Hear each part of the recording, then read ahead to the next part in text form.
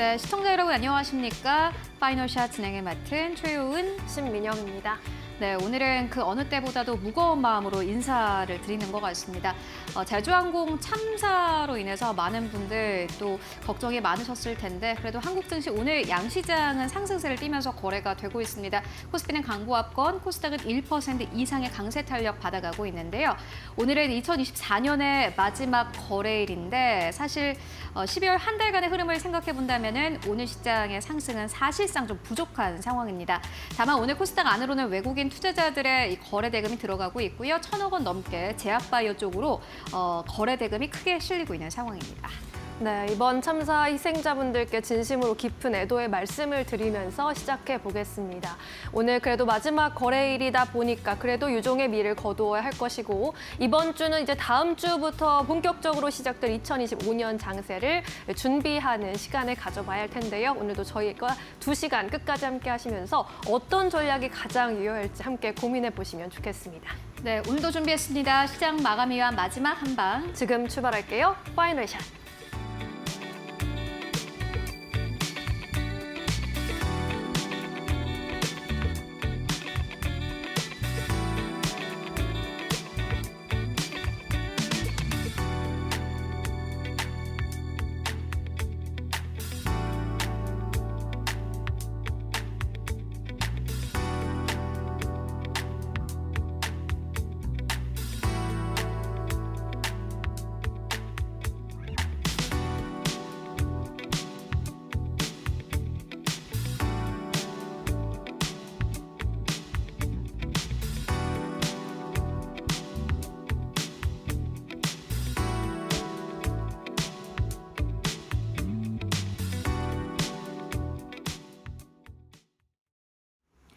네, 2024년 마지막 거래일 폐장을 앞두고 있는 상황입니다. 이제 1시간 30분 후면 2024년의 시장을 마무리해야 할 텐데요. 여러분들의 2024년은 어떠하셨습니까? 사실 주식시장만 보면은 굉장히 다사다난했습니다. 지수의 움직임도 변동성이 꽤나 컸고요.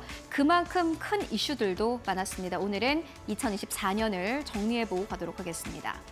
많은 증권사에서 2025년을 전망하는 리포트를 내놓고 있습니다. 그 가운데서 신영증권은 오늘 아침에 굉장히 특이한 리포트를 한 가지 냈는데요.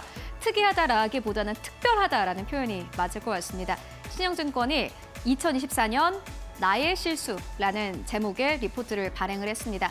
18명의 애널리스트가 작성을 했고요. 각 분야마다의 투자 의견을 제시를 했습니다. 제목에서 아실 수 있다시피 2024년을 전망을 했을 때 무엇이 비껴갔는가를 조망하는 그러한 리포트였습니다. 신영증권의 반성문이다라고 몇몇 언론사에서는 제목을 짓기도 했습니다. 그렇다면 어떠한 내용들이 있었을까요? 이어서 만나보도록 하겠습니다. 네, 대한민국을 뒤흔든 10가지 포인트가 있었습니다. 오늘 하나하나 좀 자세하게 살펴보고 갈 텐데 가장 첫 번째는 이 이야기를 빼놓을 수 없을 것 같습니다. 한국 증시의 부진입니다. 오늘을 기점으로 했을 때 12월 월간 기준으로 했을 때도 코스피는 현재 1% 이상의 하락세를 나타내고 있습니다. 2주 전까지만 하더라도 6개월 이상 코스피가 하락을 했던 것은 역사적으로 딱 2번뿐이었다라는 투자 의견을 전해드린 바 있는데 이번이 아마 3번째가 될 것 같습니다. 2024년 1년을 시계열로 두고 봤을 때 코스피는 보시다시피 9.4% 이상 하락한 것으로 나타났습니다. 12월 27일이 기준이고요. 코스닥은 보시다시피 더 심각합니다. 23% 이상 내렸습니다. 그러니까 코스피에서 종목 하나를 살 때 보통 9% 넘게 내린 거고요. 코스닥에서 내가 어떤 종목을 하나 샀을 때 기본적으로 23% 이상 내린 겁니다. 정말 부진했습니다. 그래서 주식 이민이 본격화됐습니다. 한국 주식에 있는 거래 대금을 빼서 미국 주식으로 가시는 분들이 꽤나 많았는데 몇몇 투자자들은 이렇게 자조 섞인 이야기를 하기도 했습니다. 국장 탈출은 지능순이다. 라면서 자조 섞인 이러한 비판들 그리고 이러한 이야기를 내놓기도 했는데 웃을 수만은 없을 것 같습니다. 워낙 코스피 코스닥이 부진했기 때문입니다. 그리고 주식 이민을 가신 분들은 사실 굉장히 성공적인 이민이었다 보시면 될 것 같습니다. 미국 빅테크 기업들의 강세가 지속됐고요. 엔비디아는 올해를 기준으로 했을 때 182% 넘게 상승을 했고 테슬라는 83% 넘게 상승했다고 합니다. 매그니피스트 7은 보시다시피 평균 상승률이 68%대를 넘어갔습니다.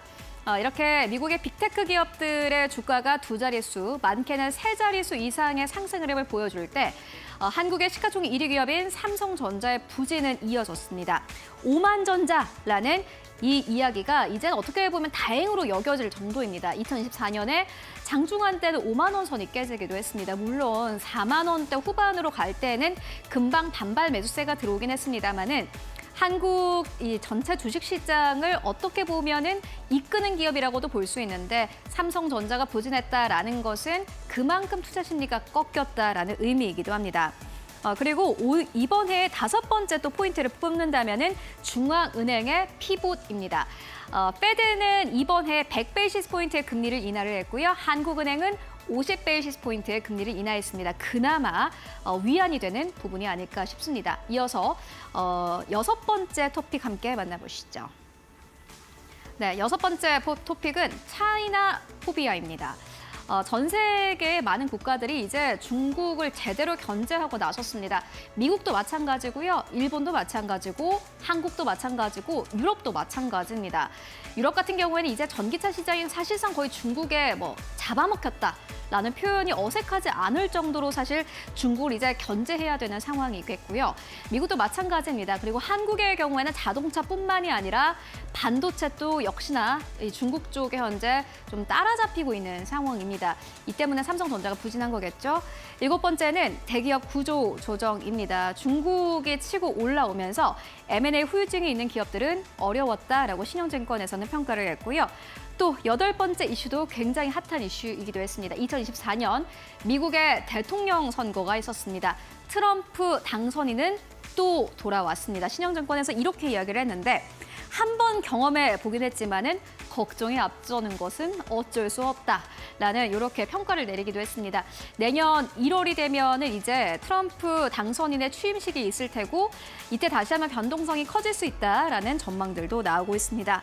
9번째는 밸류업 정책 시동인데요.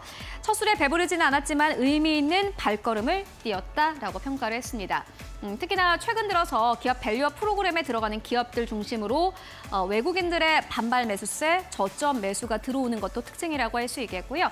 10번째 이슈는요, 고려아연의 경영권 다툼입니다. 사실 지금까지 한국 시장의 많은 기업들의 대기업들의 거버넌스를 생각해 본다면은 상상도 할 수 없었던 이슈이기도 한데 어쨌건 간에 2024년 큰 획을 그었던 10번째 이슈이기도 했습니다. 그렇다면은 우리가 이 10가지 이슈를 통해서 어떤 것들을 좀 배울 수 있었을까요? 이어서 만나보도록 하겠습니다. 신영증권에서는 간과했다, 중국을 간과했다라는 반성문을 썼습니다. 너무 중국 기업들의 약진이 빨랐던 것이 문제였는데요. 결국에는 한국 경제와 증시가 직면한 가장 큰 도전은 중국이라고 할 수 있겠습니다. 삼성전자의 하락만 봐도 그렇습니다. 삼성전자가 왜 5만 원대까지 이렇게 하락하면서 제대로 반등세를 주지 못하는 걸까요? HBM 때문만은 아닙니다. HBM 때문이라면은 HBM과 관련해서 엔비디아의 통과가 될 수 있다라는 기사가 나올 때 분명히 반등을 강력하게 줘야 합니다. 그런데 그렇지 않았습니다. 왜냐하면 레거시 쪽, 범용 쪽에서 삼성전자의 부진이 이어지고 있기 때문인데요. 중국이 저가로 현재 반도체를 만들어내고 있는 상황이고 저가로 팔고 있습니다. 속도도 굉장히 빠르고요. 대량 생산을 하고 있습니다. 삼성전자 당연히 불안할 수밖에 없겠죠. HBM도 불안하고 범용 쪽도 불안하다면은 삼성전자의 주가는 아마 앞으로도 움직이지 않을 가능성이 커 보입니다. 이 부분을 잘 생각을 해보셔야 될 것 같고요. 특히나 제조와 수출을 중심으로 돌아가는 독일 경제와 한국 경제가 유독 어려웠던 것도 중국 때문일 수 있다라는 신영증권의 코멘트가 나오기도 했습니다.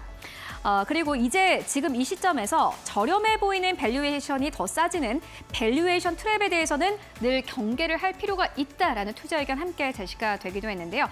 어떠한 이야기일까요? 이어서 마지막 페이지를 통해서 만나보도록 하겠습니다. 1999년도로 돌아가 보도록 하겠습니다. 그때 한 언론사의 일면 헤드라인을 저희가 이렇게 따와봤는데 코스닥 시장이 급팽창하고 있다라는 제목입니다. 그때 많은 거래 대금이 코스닥 시장 쪽으로 몰렸고요. 그리고 일각에서는 아직도 코스피에 투자하냐, 아직도 거래소에 투자하냐라는 그러한 제목의 기사도 나왔다고 합니다. 그런데 지금은 어떻습니까? 여전히 코스닥은 800선 아래에서 움직이고 있고요. 코스피는 그래도 2,400선을 웃돌면서 오늘 시장도 그나마 거래가 되고 있는 상황입니다. 이것만 보더라도 시장의 트렌드에서 불패란 없다라는 것을 아실 수 있습니다. 우리가 이런 부분에서 봤을 때 중국은 여전히 강하고 중국 때문에 저렴해진 주식을 다시 한번 평가해야 된다라는 그러한 또 교훈을 얻을 수 있겠고요. 미국도 마찬가지입니다. 코스닥 시장이 계속해서 갈 줄 알았지만은 그러지 못했습니다. 미국도 마찬가지입니다. 미국 주식 비싸고 좋습니다. 그런데 정말 비싼 값을 하고 있을까? 앞으로 이러한 트렌드가 이어질 수 있을까에 대해서는 그 어느 때보다도 꼼꼼하게 따져봐야 된다라는 게 신영증권의 커멘트였습니다. 시장에는 늘 불패는 없다라는 이 격언을 여러분들 새기시면서요. 2024년의 시장을 현명하게 마무리하셨으면 좋겠습니다. 네, 오늘의 시그널 이렇게 만나보고 왔고요. 그렇다면 오늘 시장에서 주목받고 있는 헤드라인 어떤 것들이 있을까요? 이어서 신민영 앵커가 전해드립니다. 네, 이어서 오늘 종목별, 업종별로 어떤 이슈들이 주목받고 있는지 헤드라인 통해서 살펴보도록 하겠습니다. 4가지 헤드라인 열어보겠습니다. 첫 번째 헤드라인입니다. 네, 제주항공과 애경그룹주 여객기 참사 소식에 동반 급락세를 면치 못하고 있습니다. 전남 무안국제공항에서 어제 참사가 발생한 여파로 관련 기업들의 약세가 확인되고 있는데요. 제주항공의 최대 주주인 애경그룹의 애경케미칼과 애경산업 이외에도 애경그룹의 지주사인 AK홀딩스까지 일제히 하락하고 있습니다. 이 밖에 여행주도 줄줄이 약세를 보입니다. 연말 특수를 기대했던 여행주들이 이번 참사로 인해서 여행 수요가 움츠러들고 있다라는 분석으로 인해서 동반 약세로 움직이고 있습니다. 두 번째 헤드라인입니다. 네, 신세계가 알리바바와 제휴한다라는 발표가 지난주에 있었는데요. 이후에 이마트의 주가는 연일 하락세를 나타내고 있습니다. 지난주에 신세계그룹이 중국 알리바바와 전략적인 동맹을 맺는다라는 소식이 전해진 이후에 시장에 부정적인 반응이 반영되고 있는 것으로 풀이됩니다.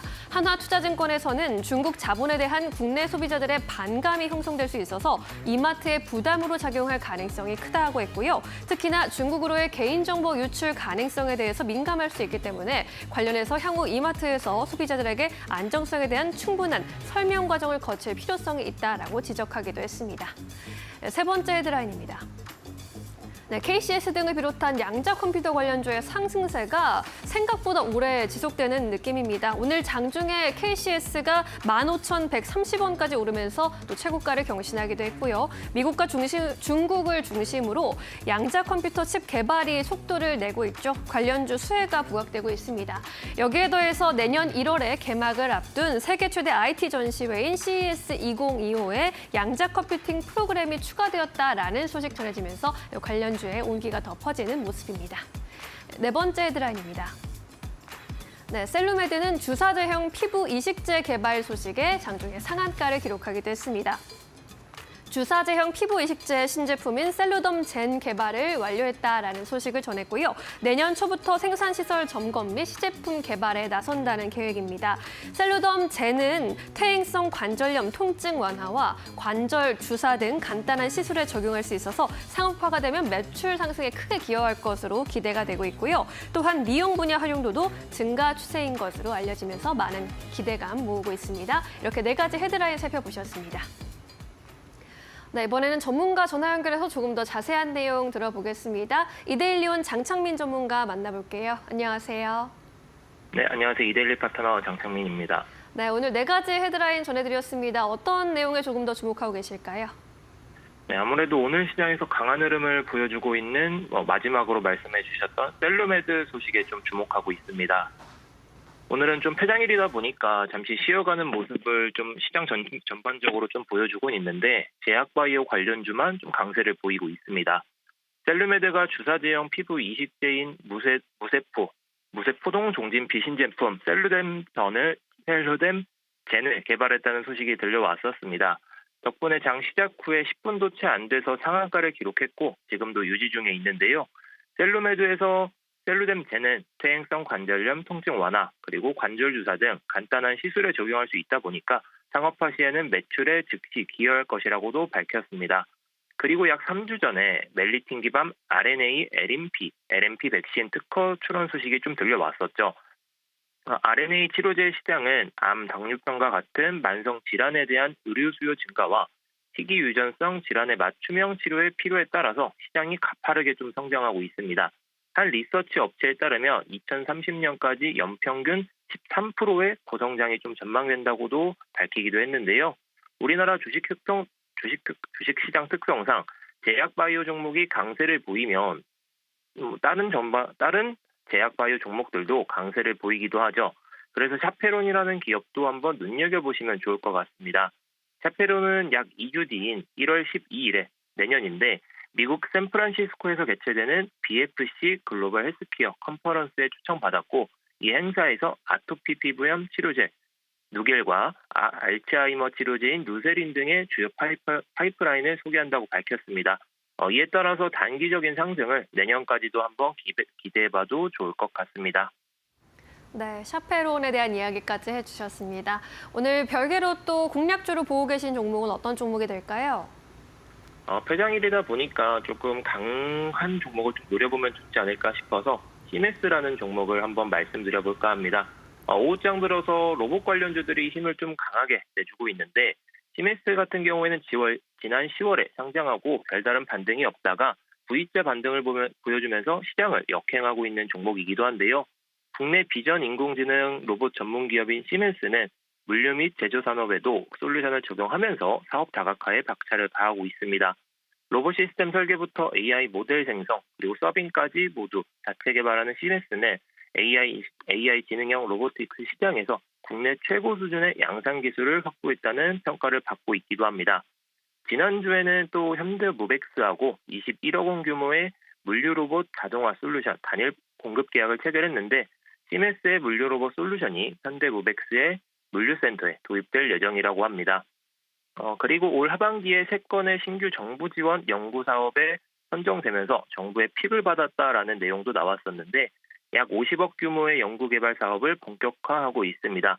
선정된 사업으로는 휴머노이드 로봇 및 실증 개발하고 AI 자율 제조 관련 로봇 진흥화 및 자동화 기술 등이 있는데 아무래도 정부가 픽한 기업이기 때문에 장기적인 상승도 한번 기대해 볼 수 있지 않을까 싶습니다. 아무래도 오후장 성격 특성상 살짝 좀 내려온 가격인 23,400원까지는 접근하시면 좋을 것 같고요. 목표가는 25,600원, 손절가는 22,200원 수준으로 잡고 보시면 좋을 것 같습니다. 이상 이데일리 파트너 장창민이었습니다. 감사합니다.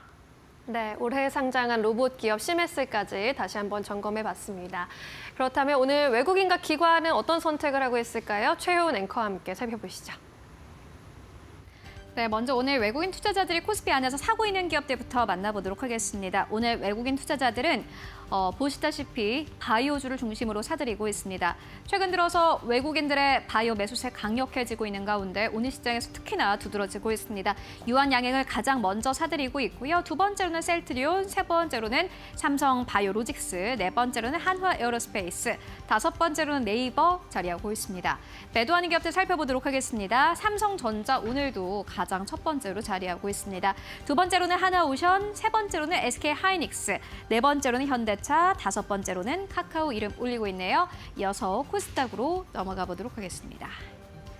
네, 오늘 코스닥 안에서 외국인 투자자들은요, 알테오젠을 가장 많이 매수하고 있습니다. 세 번째는 또 리카캠 바이오 이름 올리고 있는데 외국인 투자자들은 제약 바이오 쪽으로 강력하게 매수세 현재 나타내고 있고요. 전기차 관련 기업들도 오늘 시장에서 강력하게 매수하고 있습니다. 에코프로 BM 두 번째, 에코프로 네 번째, 다섯 번째로는 엔캠 자리하고 있네요. 매도하는 기업들 살펴보도록 하겠습니다. 가장 첫 번째로는 테크윙, 두 번째로는 우리넷 자리하고 있습니다. 테마 쪽으로 움직였던 기업들은 오늘 시장에서 강력한 매물들이 출회가 되고 있는 모습이고요. 세 번째로는 삼천당제약, 네 번째로는 이오테크닉스, 다섯 번째로는 BHI 이름 올리고 있습니다. 그렇다면 기관 투자자들은 코스피 안에서 어떠한 기업을 사고 팔고 있을까요?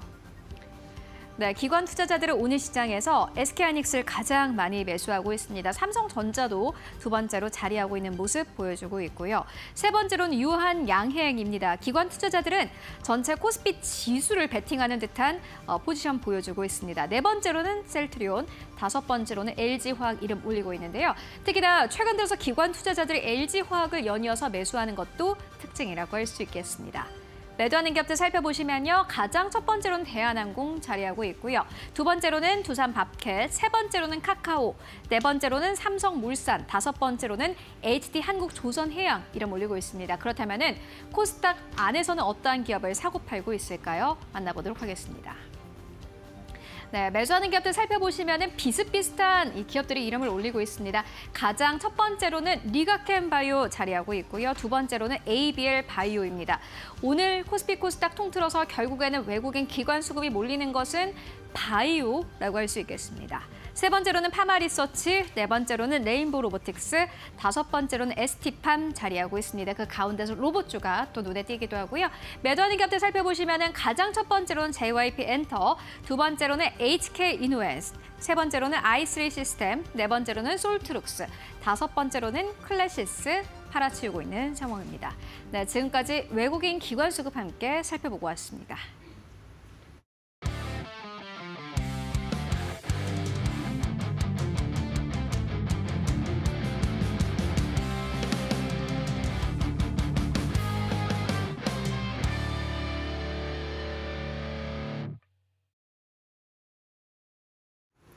네, 이데일리온 이재선 파트너와 함께하는 만루홈런 시간입니다. 답답한 시장 속에서도 시원한 만루홈런 같은 종목들 함께 발굴해 보시죠. 파트너님 안녕하십니까? 네, 안녕하세요. 네, 우리가 야구 경기에서 큰 점수차로 지고 있더라도 마지막에 득점을 내고 끝내느냐가 또 다음 경기에 영향을 좀 주지 않겠습니까? 그래서 오늘 마지막 거래일 상승 반갑게 볼 수 있지 않을까 싶은데 오늘 시장 판세 어떻게 읽고 계실까요? 네, 맞습니다. 방금 말씀하신 대로 이제 마지막까지 점수를 내고 그리고 다음 이닝을 또 준비하고 하는 이런 과정 굉장히 또 이제 기세에 중요하다라고 많이 얘기를 하는데요. 그래서 이제 흐름이 넘어왔다라는 얘기도 많이 하죠. 마지막까지 이제 좀 어렵게 흘러가는 흐름이었다라고 하면 여러분들이 이제 뭐 연휴에도 좀 이제 좀 시무룩하게 계실 수 있었을 텐데 그래도 오늘은 조금은 괜찮은 모습을 보여주고 있습니다. 자, 그래서 제가 이렇게 패장일을 한마디로 정해봤습니다. 조용한 패장일이다. 오늘까지도 하락이 나왔다라고 하면 여러분들이 참 마음적으로 또 어제 또 안 좋은 일도 있어서 더욱더 힘드셨을 것 같은데 그래도 시장 같은 경우 그래도 조용하게 또 넘어가는 이런 모습을 보이고 있습니다. 그래서 제가 연말까지는 조금 어렵게 흘러가도 여러분들 너무 걱정하지 않으셔도 됩니다. 그리고 내년 되면은 이제 아직까지는 내년 뭐 초반까지는 그래도 환율이 좀 높게 형성이 되겠죠. 그래서 코스피보다는 코스닥을 좀 여러분들이 관심 가져보는 게 좋을 것 같다. 정책 수혜주, 기업에서 나오는 정책, 뭐 정부에서 나오는 정책. 정부는 어떻게 될지 모르겠어. 어떤 정책을 발표할지. 그런데 기업에서 나오는 정책들 같은 경우는 확실하게 나올 수가 있다라는 거. 그리고 CES JP모건 헬스케어 컨퍼런스 계속 강조해드렸습니다. 그리고 싹 다 제가 정리해드리고 여러분들 공부방에도 올려드렸는데요. 여러분들이 이런 부분에 좀 집중하신다라고 하면은 지금 연말까지 좀 잘 준비하신 것을 내년 1월부터 해서 모두 회수할 수 있는 구간이 온다라고 말씀드렸습니다. 그래서 뭐 대응 전략도 동일합니다. 연말까지는 조용하게 차분하게 흘러가고 내년 초에 기관과 외국인이 포트폴리오 교체할 때 여러분들이 함께 하시면 된다라는 거 다시 한번 말씀드리고요. 자, 우리 코스피로 간단히 넘어가서 보면은 오늘 그래도 여러분들이 뭐 2,400포인트 아래로 내려가면 그래도 불안하시지 않겠습니까? 사실 큰 의미는 없어요. 내려가도 어차피 바로 회복되긴 할 텐데 지켜주는 모습만 해도 여러분들이 그래도 기세는 그래도 아래쪽으로 가다가 잠깐 이렇게 넘어갈 수 있지 않겠느냐, 흐름을 바꿀 수 있지 않겠느냐라는 정도의 생각은 하실 수 있을 것 같습니다. 자, 코스닥 차트로 넘어가서 코스피는 달러 환율 때문에 좀 어렵다라고 해도 코스닥 같은 경우는 단기적인 탄력이 나올 수 있다라고 말씀드렸습니다. 지수가 어마어마하게 올라가면 좋겠지만 우선적으로는 700포인트 중반 정도까지는 가능성이 있다라고 말씀드렸고 그리고 섹터별로 움직이는 종목들이 계속 나온다라고 말씀드렸어요. 여러분들도 10월 하순부터 잘 생각해 보면은 초반부터 해가지고 계속 순환하는 거 보셨을 겁니다. 트럼프 대통령 당선된 다음에 관련된 뭐 재건주도 움직이고 그리고 자율주행도 움직이고 일론 머스크 관련된 쪽도 계속 움직이고 뭐 이런 모습을 계속 보셨을 거예요. 그리고 내년도 트렌드는 여전히 AI가 이어진다라는 얘기도 많이 들으셨을 거고 그래서 이런 트렌드를 제가 오늘은 좀 종합을 해서 여러분들한테 알려드리기 위해서 왔는데요. AI는 여전히 주도주다라고 기존부터 말씀을 들어왔던 거 유효합니다. 그래서 HBM 올해는 이 HBM에 집중돼 있었는데 여전히 내년에 강세를 보일 것이고 온디바이스 AI 로봇 쪽으로 해서 이제는 AI가 우리가 따로 이제 검색해서 뭐 채팅으로 하는 챗봇 수준이 아니라 조금 더 발전해서 실생활 속으로 들어온다. CES에도 우리 타이틀이 다이브인이라고 했습니다. 우리 생활에 빠져들 수 있는 이런 쪽으로 계속 발전한다라고 보시면 돼요. 그리고 트럼프 2.0 조선 뭐 트럼프가 일단 따봉 하나 외쳐주고 시작하지 않았습니까? 그리고 환율 수혜라고도 계속 말씀드렸고요. 자율주행 우주항공, 이 일론 머스크 관련 쪽으로 해서 규제 철폐하는 관련 쪽은 여전히 뭐 양호한 흐름이 나온다라는 거. 그리고 경제가 어려울 때는 모두에게 나눠줄 수 있는 모두가 좋은 이런 섹터들보다는 나에게 투자하는 이런 섹터들이 많습니다. 쉽게 말해서 나 혼자 잘 먹고 잘 살면 아주 좋은 이런 종목들이 좀 많이 움직일 수가 있는데요. 그래서 음식료나 콘텐츠, 혼자 놀기 아주 좋은 이런 콘텐츠들이죠. 그리고 미용기기, 내가 예뻐지는 거 싫어하는 사람 없습니다. 요즘은 여성분뿐만 아니라 남성분들도 미용 쪽에 굉장히 관심이 많다라는 거 여러분들도 주변만 보셔도 아실 수 있을 겁니다. 자, 그리고 천리길도 한 걸음부터라고 했는데요.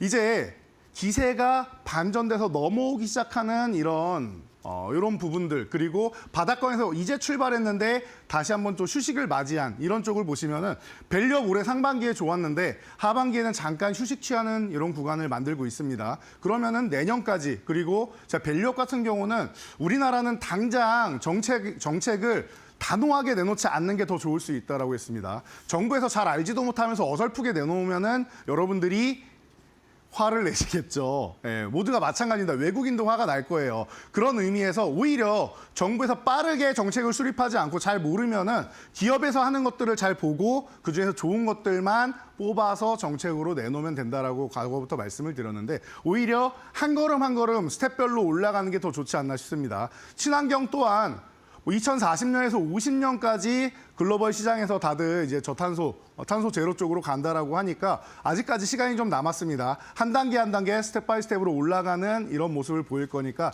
내년에도 이렇게 천천히 보면 된다라는 거 이렇게 뭐 간단히 말씀드리면 될 것 같아요. 그래서 특별하게 주도주가 있느냐라고 하면 저는 이 중에서 순환하면서 시장이 움직일 거라고 보고 있습니다. 그동안 강조해드렸던 섹터들이 다 나와 있는 것 같은데요. 이 외에도 여러분들이 좀 기다리고 있는 섹터들이 있을 텐데 안 좋다라기보다는 순환하면서 짧게 순환하는 섹터들이 많이 있을 수 있고 그리고 상반기에서 이런 움직임이 나오고 나서 그 뒤에 후발주로 움직일 가능성이 있기 때문에 그런 부분은 제가 움직일 타이밍이 되면은 꾸준히 이 말로 없는 코너를 통해서 여러분들 알려드릴 테니까요.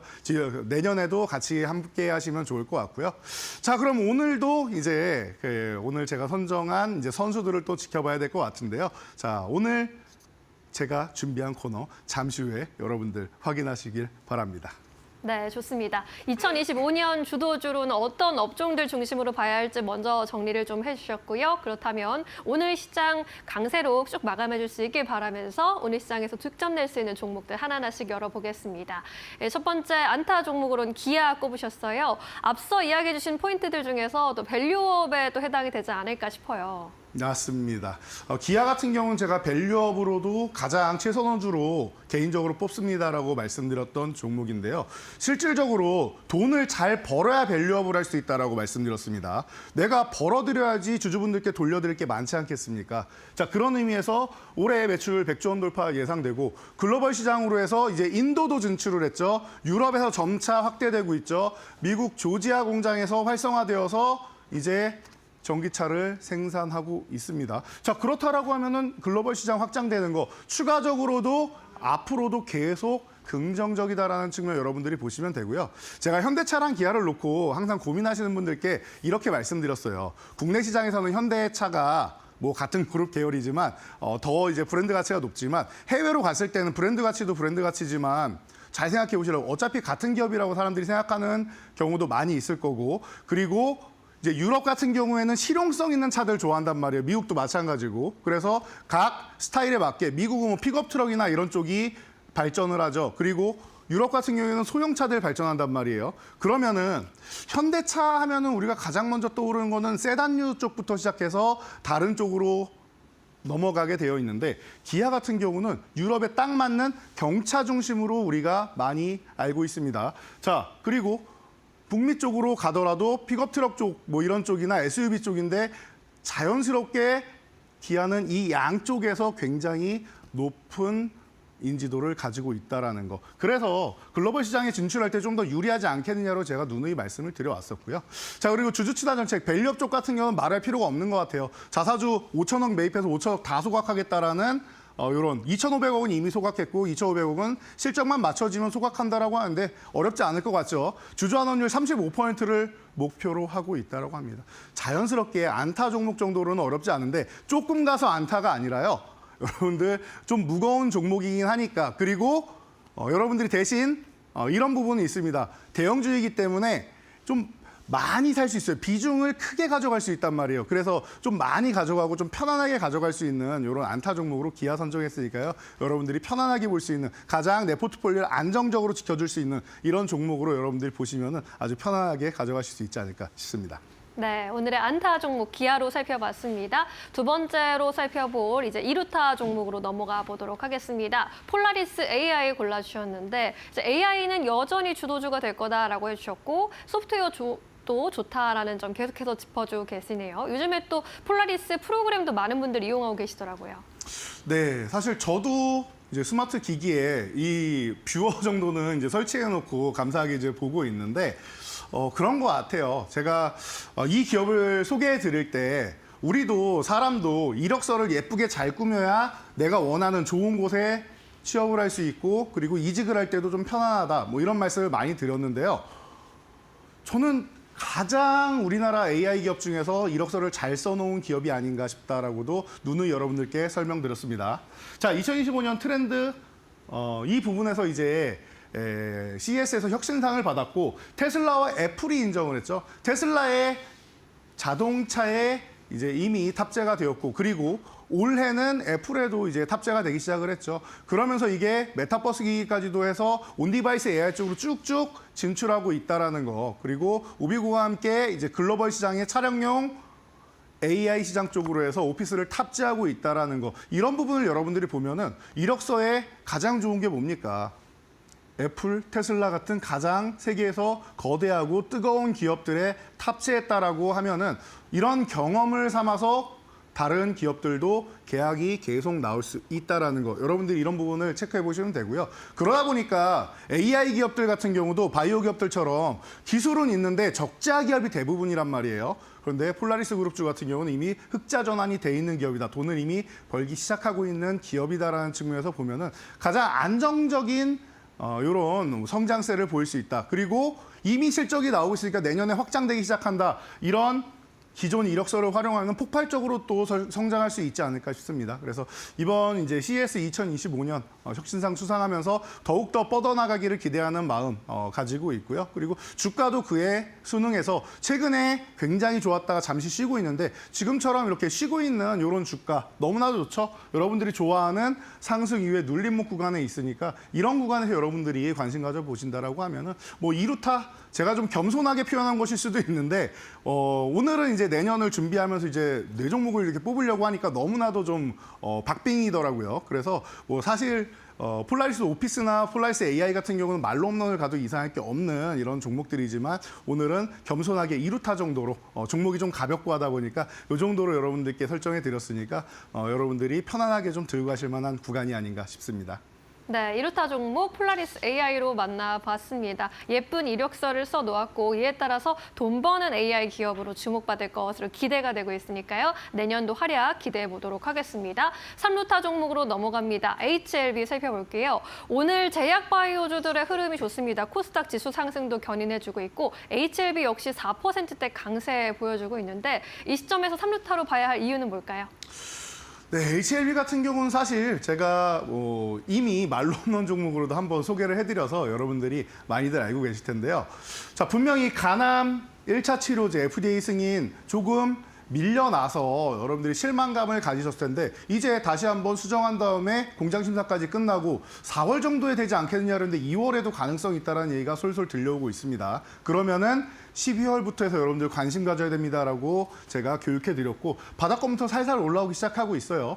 과거에 조금 리스크가 있었어요. 위암 3차 치료제 단독요법 같은 경우는 2019년에 완료되고 아직도 신청을 못했을 정도로 트라우마가 좀 있었는데 그리고 나서 이제 옵티머스 펀드에 대한 이제 뭐 투자 관련된 이슈 그리고 그 유상증자 안 하겠다라고 해놓고 유상증자를 하는 이슈 이런 부분 때문에 기업 신뢰도가 좀 많이 꺾여 있었는데 이번에 FDA 승인을 통해서 한번 이제 뭐 반전을 노릴 수 있는 기업이 아닌가 싶습니다. 그리고 유한양인과 함께 우리나라에서 1호 국산 이제 항암제를 FDA 승인받을 수 있는 기회를 놓쳤습니다. 두 번째가 될 가능성이 높은데 중요한 거는 가능성이 높으냐 낮으냐 그리고 되는 게 중요하지 않나 싶습니다. 결과 나올 때까지는 봐야겠지만 현재 뭐 임상 데이터만 가지고 보면은 그래도 1차 치료제 1옵션인 이제 아바스는 티센트릭보다는 조금 더 좋은 마이 20개월을 넘어서 마이 22.1개월이라는 좋은 전체 지표 나타내면서 기대감을 높이고 있으니까 이런 부분 보시면서 여러분들이 1차적으로 보시고 만약 승인이 된다라고 하면은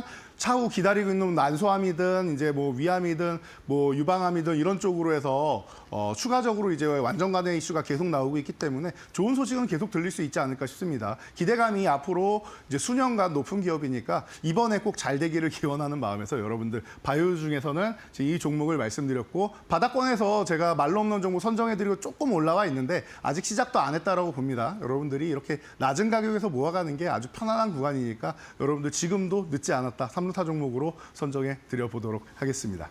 네, 제약바이오주 안에서는 HLB에 대한 이야기 꾸준히 긍정적으로 해주고 계시니까요. 눈여겨보셔도 좋겠습니다. 이제 만룸런 종목을 공개할 시간인데 보기 전에 우리가 지금 만룸런으로 선정한 종목들 어떻게 운영되고 있는지 함께 살펴보고 가시죠. 자, 여러분. 자, 우리 말로 없는 코너에서 소개해드린 종목들인데요. 여러분들 제가 계속 말씀드리는데 우리가 12월에 시작했고 내년을 준비해드린다라고 했습니다.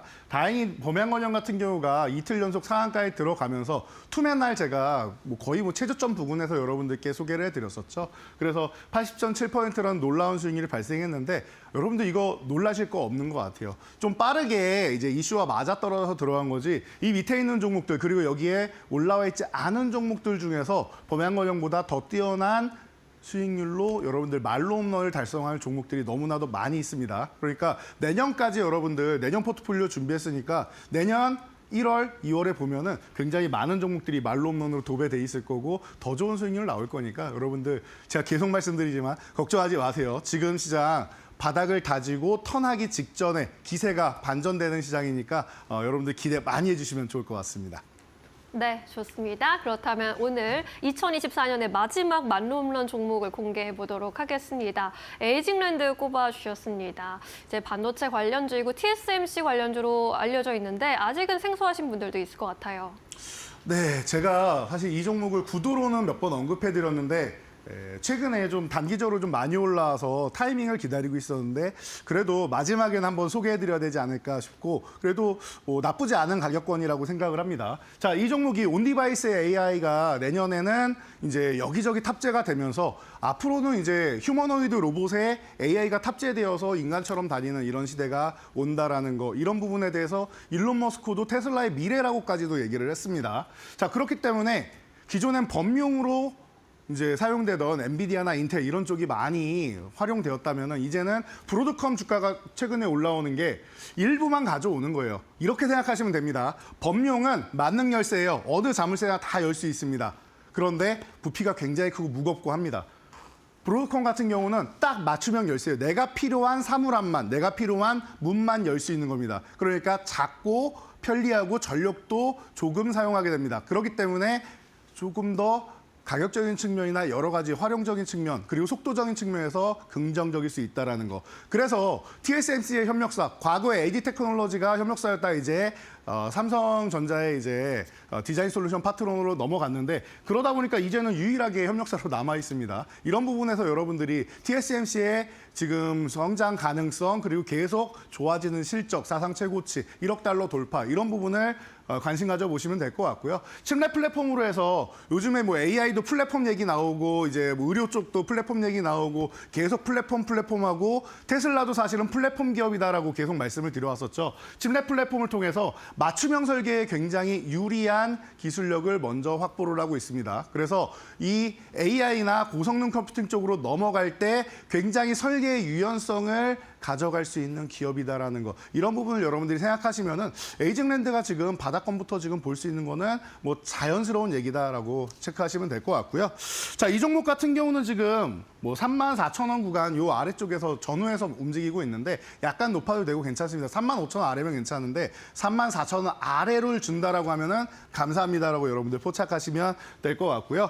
자, 그리고 1차 목표치로는 45,000원 구간. 지금 4만 원 구간에서 저항받고 밀렸는데 여기는 지나가는 구간이고 45,000원까지는 어렵지 않습니다. 그래서 45,000원까지 여러분들이 기본적으로 1차 목표치 달성하고 저항 받는지 보신 다음에 그리고 나서 그 다음 목표치는 5만 원까지 올라가는지를 체크하시면 될 것 같습니다. 이런 부분도 제가 뭐 공부방에 다 올려드리니까요. 오셔가지고 저희 밴드에서 함께 하시면은 여러분들이 이런 부분 뭐 체크하고 여기 돌파할까요? 아닐까요? 질문 안 하셔도 다 확인하실 수 있으니까 함께 하시고요. 그리고 대신 이제 32,000원 이탈한다라고 하면 리스크 관리 정도는 한번 하시고 꼭 대신 손절을 하더라도 다시 재매수를 꼭 한다라는 개념으로 보시면 될 것 같습니다. 이런 투자 포인트 여러분들 함께 하시면서 내년 준비하신다라고 하면은 내년에는 정말로 여러분들 계좌가 전체적으로 말로 없는 나오는 해가 될 테니까요. 내년 꼭 기대해 주시고 여러분들 굉장히 벅찬 심정으로 내년 맞이하셨으면 좋을 것 같습니다. 네, 좋습니다. 오늘의 만론론 종목 에이징랜드로 정리해봤고요. 저희는 내년에도 계속해서 여러분과 함께 공부하고 만론론에 도전해 보도록 하겠습니다. 오늘 말씀 여기까지 듣겠습니다. 자세한 설명 고맙습니다. 감사합니다.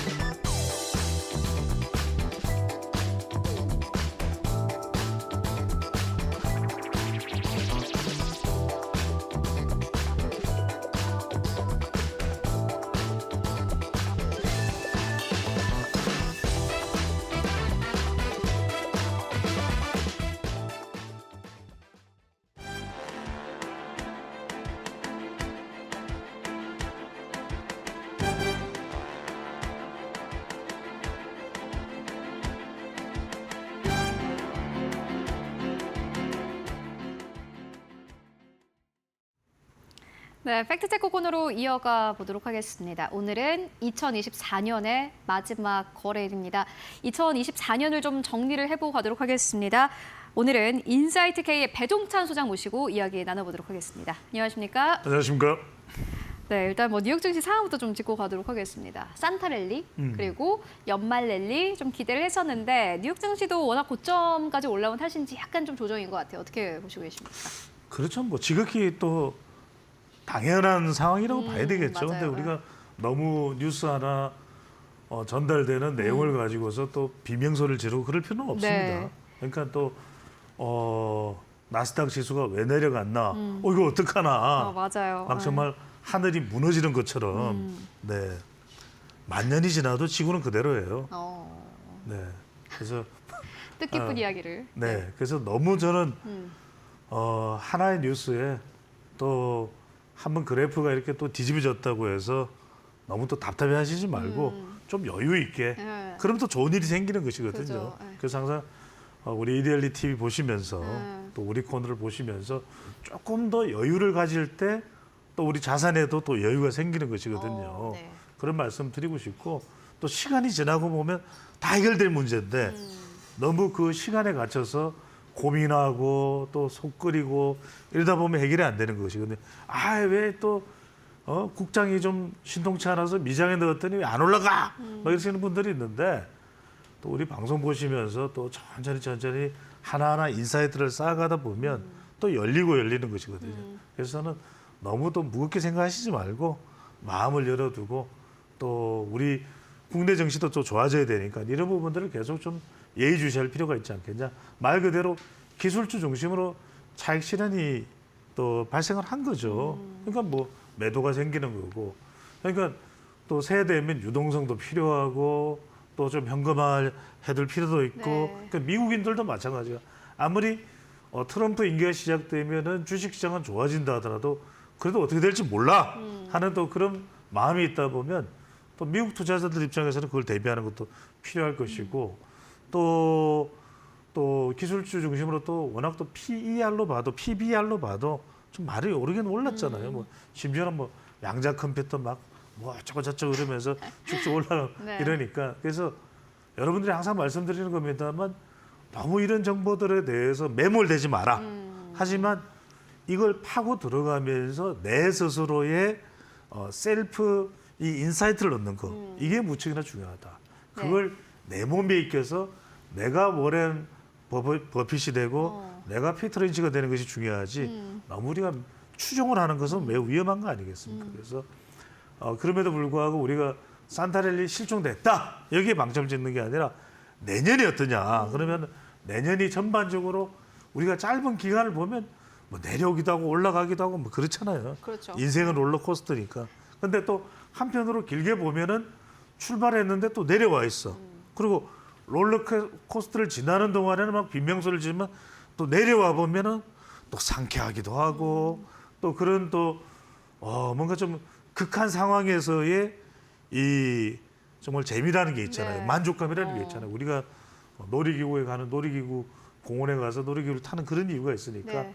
내년 전망이 중요한데 뭐 12개월 이 주당 순이익도 내년도에 약간 증가한다는 이런 전망들이 나오고 있으니까 산타랠리를 통해서 내년 전망이 어떤가를 좀 통찰로 얻는 것이 더 중요한 네. 것 같고 내년 전망을 낙관적으로 가시되 어느 쪽에 우리가 이 자산 포트폴리오를 구성하는 그러니까 미장이 됐든 국장이 됐든 이 부분이 더욱 중요할 것으로 보입니다. 네, 알겠습니다.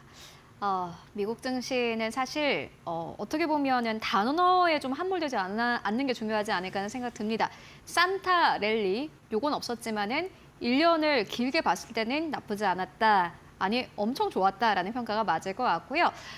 다만 전 세계적으로 봤을 때 정치적인 리스크는 좀 부각이 되고 있습니다.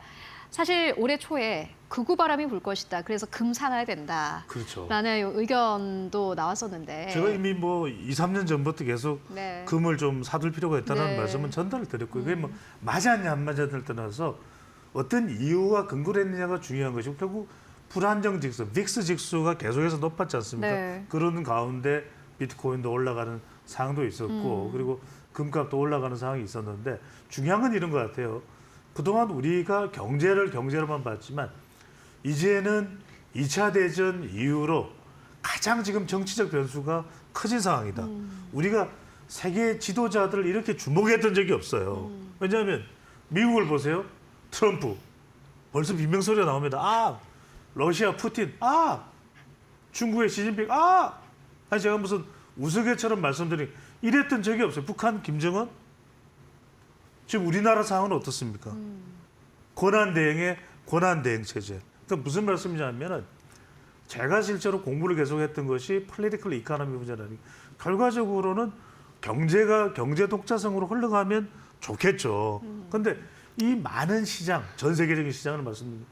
결과적으로는 지금 2차 대전 이후에 한 70년 전에 흐르고 있는 숱한 민주주의, 자본주의, 캐피탈리즘 이런 상황 속에서 결국 정치적인 변수, 글로벌 변수가 매우 중요해졌다. 그죠. 그렇지 않습니까? 물론 우리가 텍스라고 하는 것이 관세라고 하는 타리프라고 하는 것이 이런 경제적인 어떤 변수 요인이지만 결과적으로 정치적인 의도에 의해서 정치적인 목적에 의해서 설정이 되는 것이거든요. 그죠. 당장 중국의 60, 70% 관세를 올려버리겠다. 그러니까 올해가 전 세계 인구의 절반 가까이가 투표를 안 해라는 거예요. 그렇다면 이런 부분들이 결과적으로 올해의 변동성도 그렇지만 앞으로 향후 몇 년 동안은 계속해서 프랑스도 그렇고 일본도 그렇고 미국도 그렇고 중동도 그렇고요. 정치 변수를 여러분들이 계속해서 함께 눈여겨보지 않을 수가 없다. 왜? 유가가 올라가는 게 공급량 때문에요? 전쟁 때문에 그렇다는 거예요. 호르무즈 해협 때문에 그렇다는 거예요. 그러니까 이런 부분들을 여러분들이 더 적극적으로 챙겨볼 필요가 있을 테고 그걸 제가 적극적으로 좀 분석해 네. 또 길잡이가 되어드리도록 하겠습니다. 네, 알겠습니다. 그리고 또 올해 가장 큰 주목을 받았던 뭐 종목 그리고 인물이 일론 머스크 그리고 테슬라, 스페이스X가 아닐까 싶은데요. 앞서서 말씀해 주셨던 정치적인 리스크랑도 약간 연결이 되는 부분인 그렇죠. 것 같은데 어떻게 보셨습니까?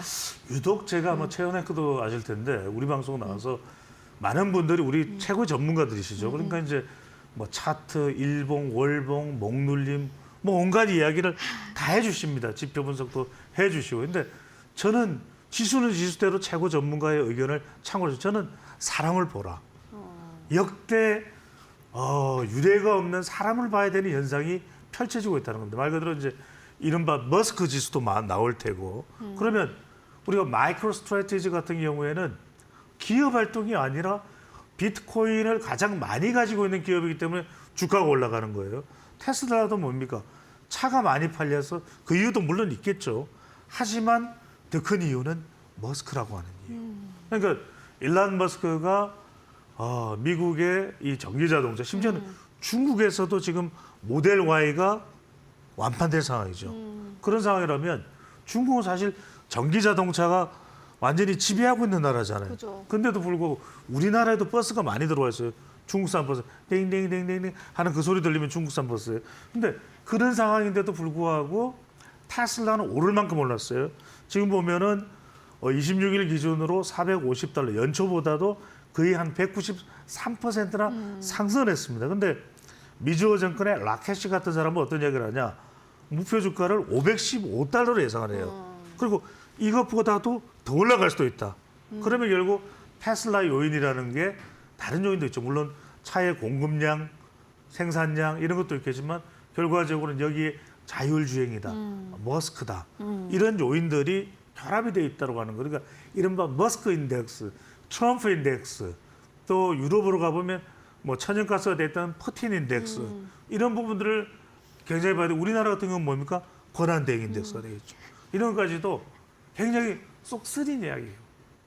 이런 상황이긴 하지만 이런 지표를 계속해서 볼 수밖에 없다. 여기에다가 너무나도 안타깝고 애돌표합니다만 우리가 또 항공기 사고도 있었죠. 그렇죠. 그러니까 이런 부분들이 참 이 시기에 또 우리가 원치 않는 상황이 발생하다 보니까 이게 이제 또 영향을 줄 수가 있는 그죠. 것이고 외신들은 어떻게 보느냐. 이른바 변동성의 불확실성에 하나 더 무게를 실어버리는 상황이 될 수가 있는 것이죠. 네, 알겠습니다. 말씀처럼 참 불안정한 상황이 한국에서는 연에서 좀 나오고 있는 상황인데 어떻게 보세요? 달러에 대한 원화의 환율이 사실 가장 불안하지 않을까 싶거든요. 그렇죠. 그러니까 우리가 이제 뭐 짧게 말씀드리면 그래도 좀 내년 시장을 볼 때 네. 올해가 AI였다면 워낙 지금 속도 자체가 빠르게 미장도. 맞아요. 제가 지지난해도 시간도 말씀드렸습니다만 아이온큐 말씀드렸었죠. 그랬더니 또 펑 터지는 것처럼 또 요즘에 실스크가 유행이에요. 근데 이제 이런 좀 희망적인 전망도 있습니다만 결과적으로는 우리 외환이 문제죠. 맞아요. 결국 1,500원을 넘어갈 것이냐. 저는 이런 안절부절하는 것보다도 결국은 환율이 상당히 움직일 수밖에 없다. 그러면 어떻게 대비하느냐가 중요할 거예요. 결과적으로는 유동성 수급 측면에서도 우리가 이게 실제 사실은 그렇지 않더라도 외환위기 때도 실제 상황은 어떻든 저떻든 넘어갈 수 있을지 몰라도 그런 불안 심리가 작동하니까 외국인 투자자들이 싹 빠져나가 버렸죠. 그러면서 97년도에 1997년입니다. 그때는 원달러가 800원 하던 때에서 2,000원이 돼버렸어요. 그러니까 그런 상황도 왔다라는 건 결국 심리적인 요인이 아주 클 수밖에 없다.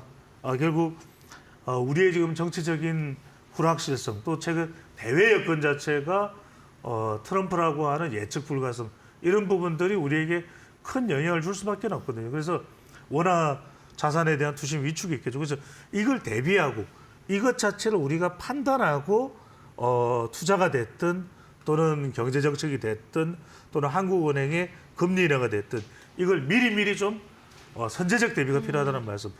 우리가 다른 때 같으면은 이제 우리가 한 걸음 더 미리 보던 것을 이제는 두세 걸음 좀 미리 볼 필요가 있다라는 말씀을 꼭 챙겨서 전달을 드리고 싶습니다. 네, 외환시장까지 함께 듣고 왔습니다. 지금까지 인사이트 K의 배종찬 소장과 함께 이야기 나눠봤습니다. 말씀 고맙습니다. 감사합니다.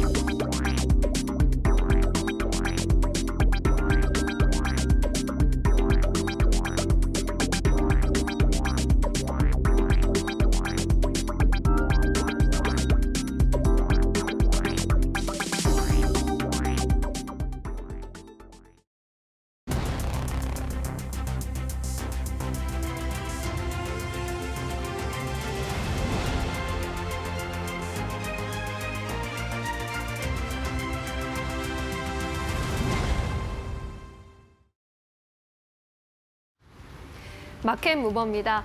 2025년 증시가 코앞으로 다가왔습니다. 곧 한 해가 바뀌지만 우리 증시에 산적한 과제는 여전히 남아있는 상황입니다. 2025년 우리 증시에서 꼭 봐야 할 투자 키워드로는 환율과 정치적 변수가 여전히 꼽히고 있습니다. 올 한 해를 먼저 좀 돌아볼까요? 2024년 코스피 상승률 1위부터 5위까지를 살펴보면 HD 현대일렉트릭이 무려 376%의 높은 수익률을 기록했습니다. HD 현대일렉트릭은 매출 비중의 70%가 수출을 차지하고 있습니다. 이렇게 수출의 비중이 높기 때문에 고환율에 따라서 순이익 증가 효과를 누린 것으로 보입니다. 내년에도 고환율 기조는 이어질 것으로 보이기 때문에 이에 따라 재무 건전성이 개선될 것이라는 효과가 계속해서 기대가 되고 있습니다. 2위에 오른 삼양식품의 경우에도 251%의 높은 등락률을 보였는데요. 역시나 수출 비중이 큰 기업입니다. 이렇게 고환율 수혜주, 수출 비중이 높고 달러를 벌어들일 수 있는 기업들과 그렇지 못한 기업들 간의 차별화 흐름은 지속될 것이라는 전망이 나옵니다. 그리고 3위에 오른 S&T 에너지를 살펴보시면요. 200%에 달하는 수익률을 나타냈는데요. S&T 에너지는 트럼프 에너지 정책의 대표적인 수혜주로 꼽히고 있죠. 우리가 정책 관련주 트럼프 쪽에 미국의 정치 상황을 계속해서 주시해 봐야 하는 이유입니다. 다음 장에서 살펴보겠습니다. 네, 트럼프 2기 취임식이 이제 1월 20일로 바짝 다가왔는데요.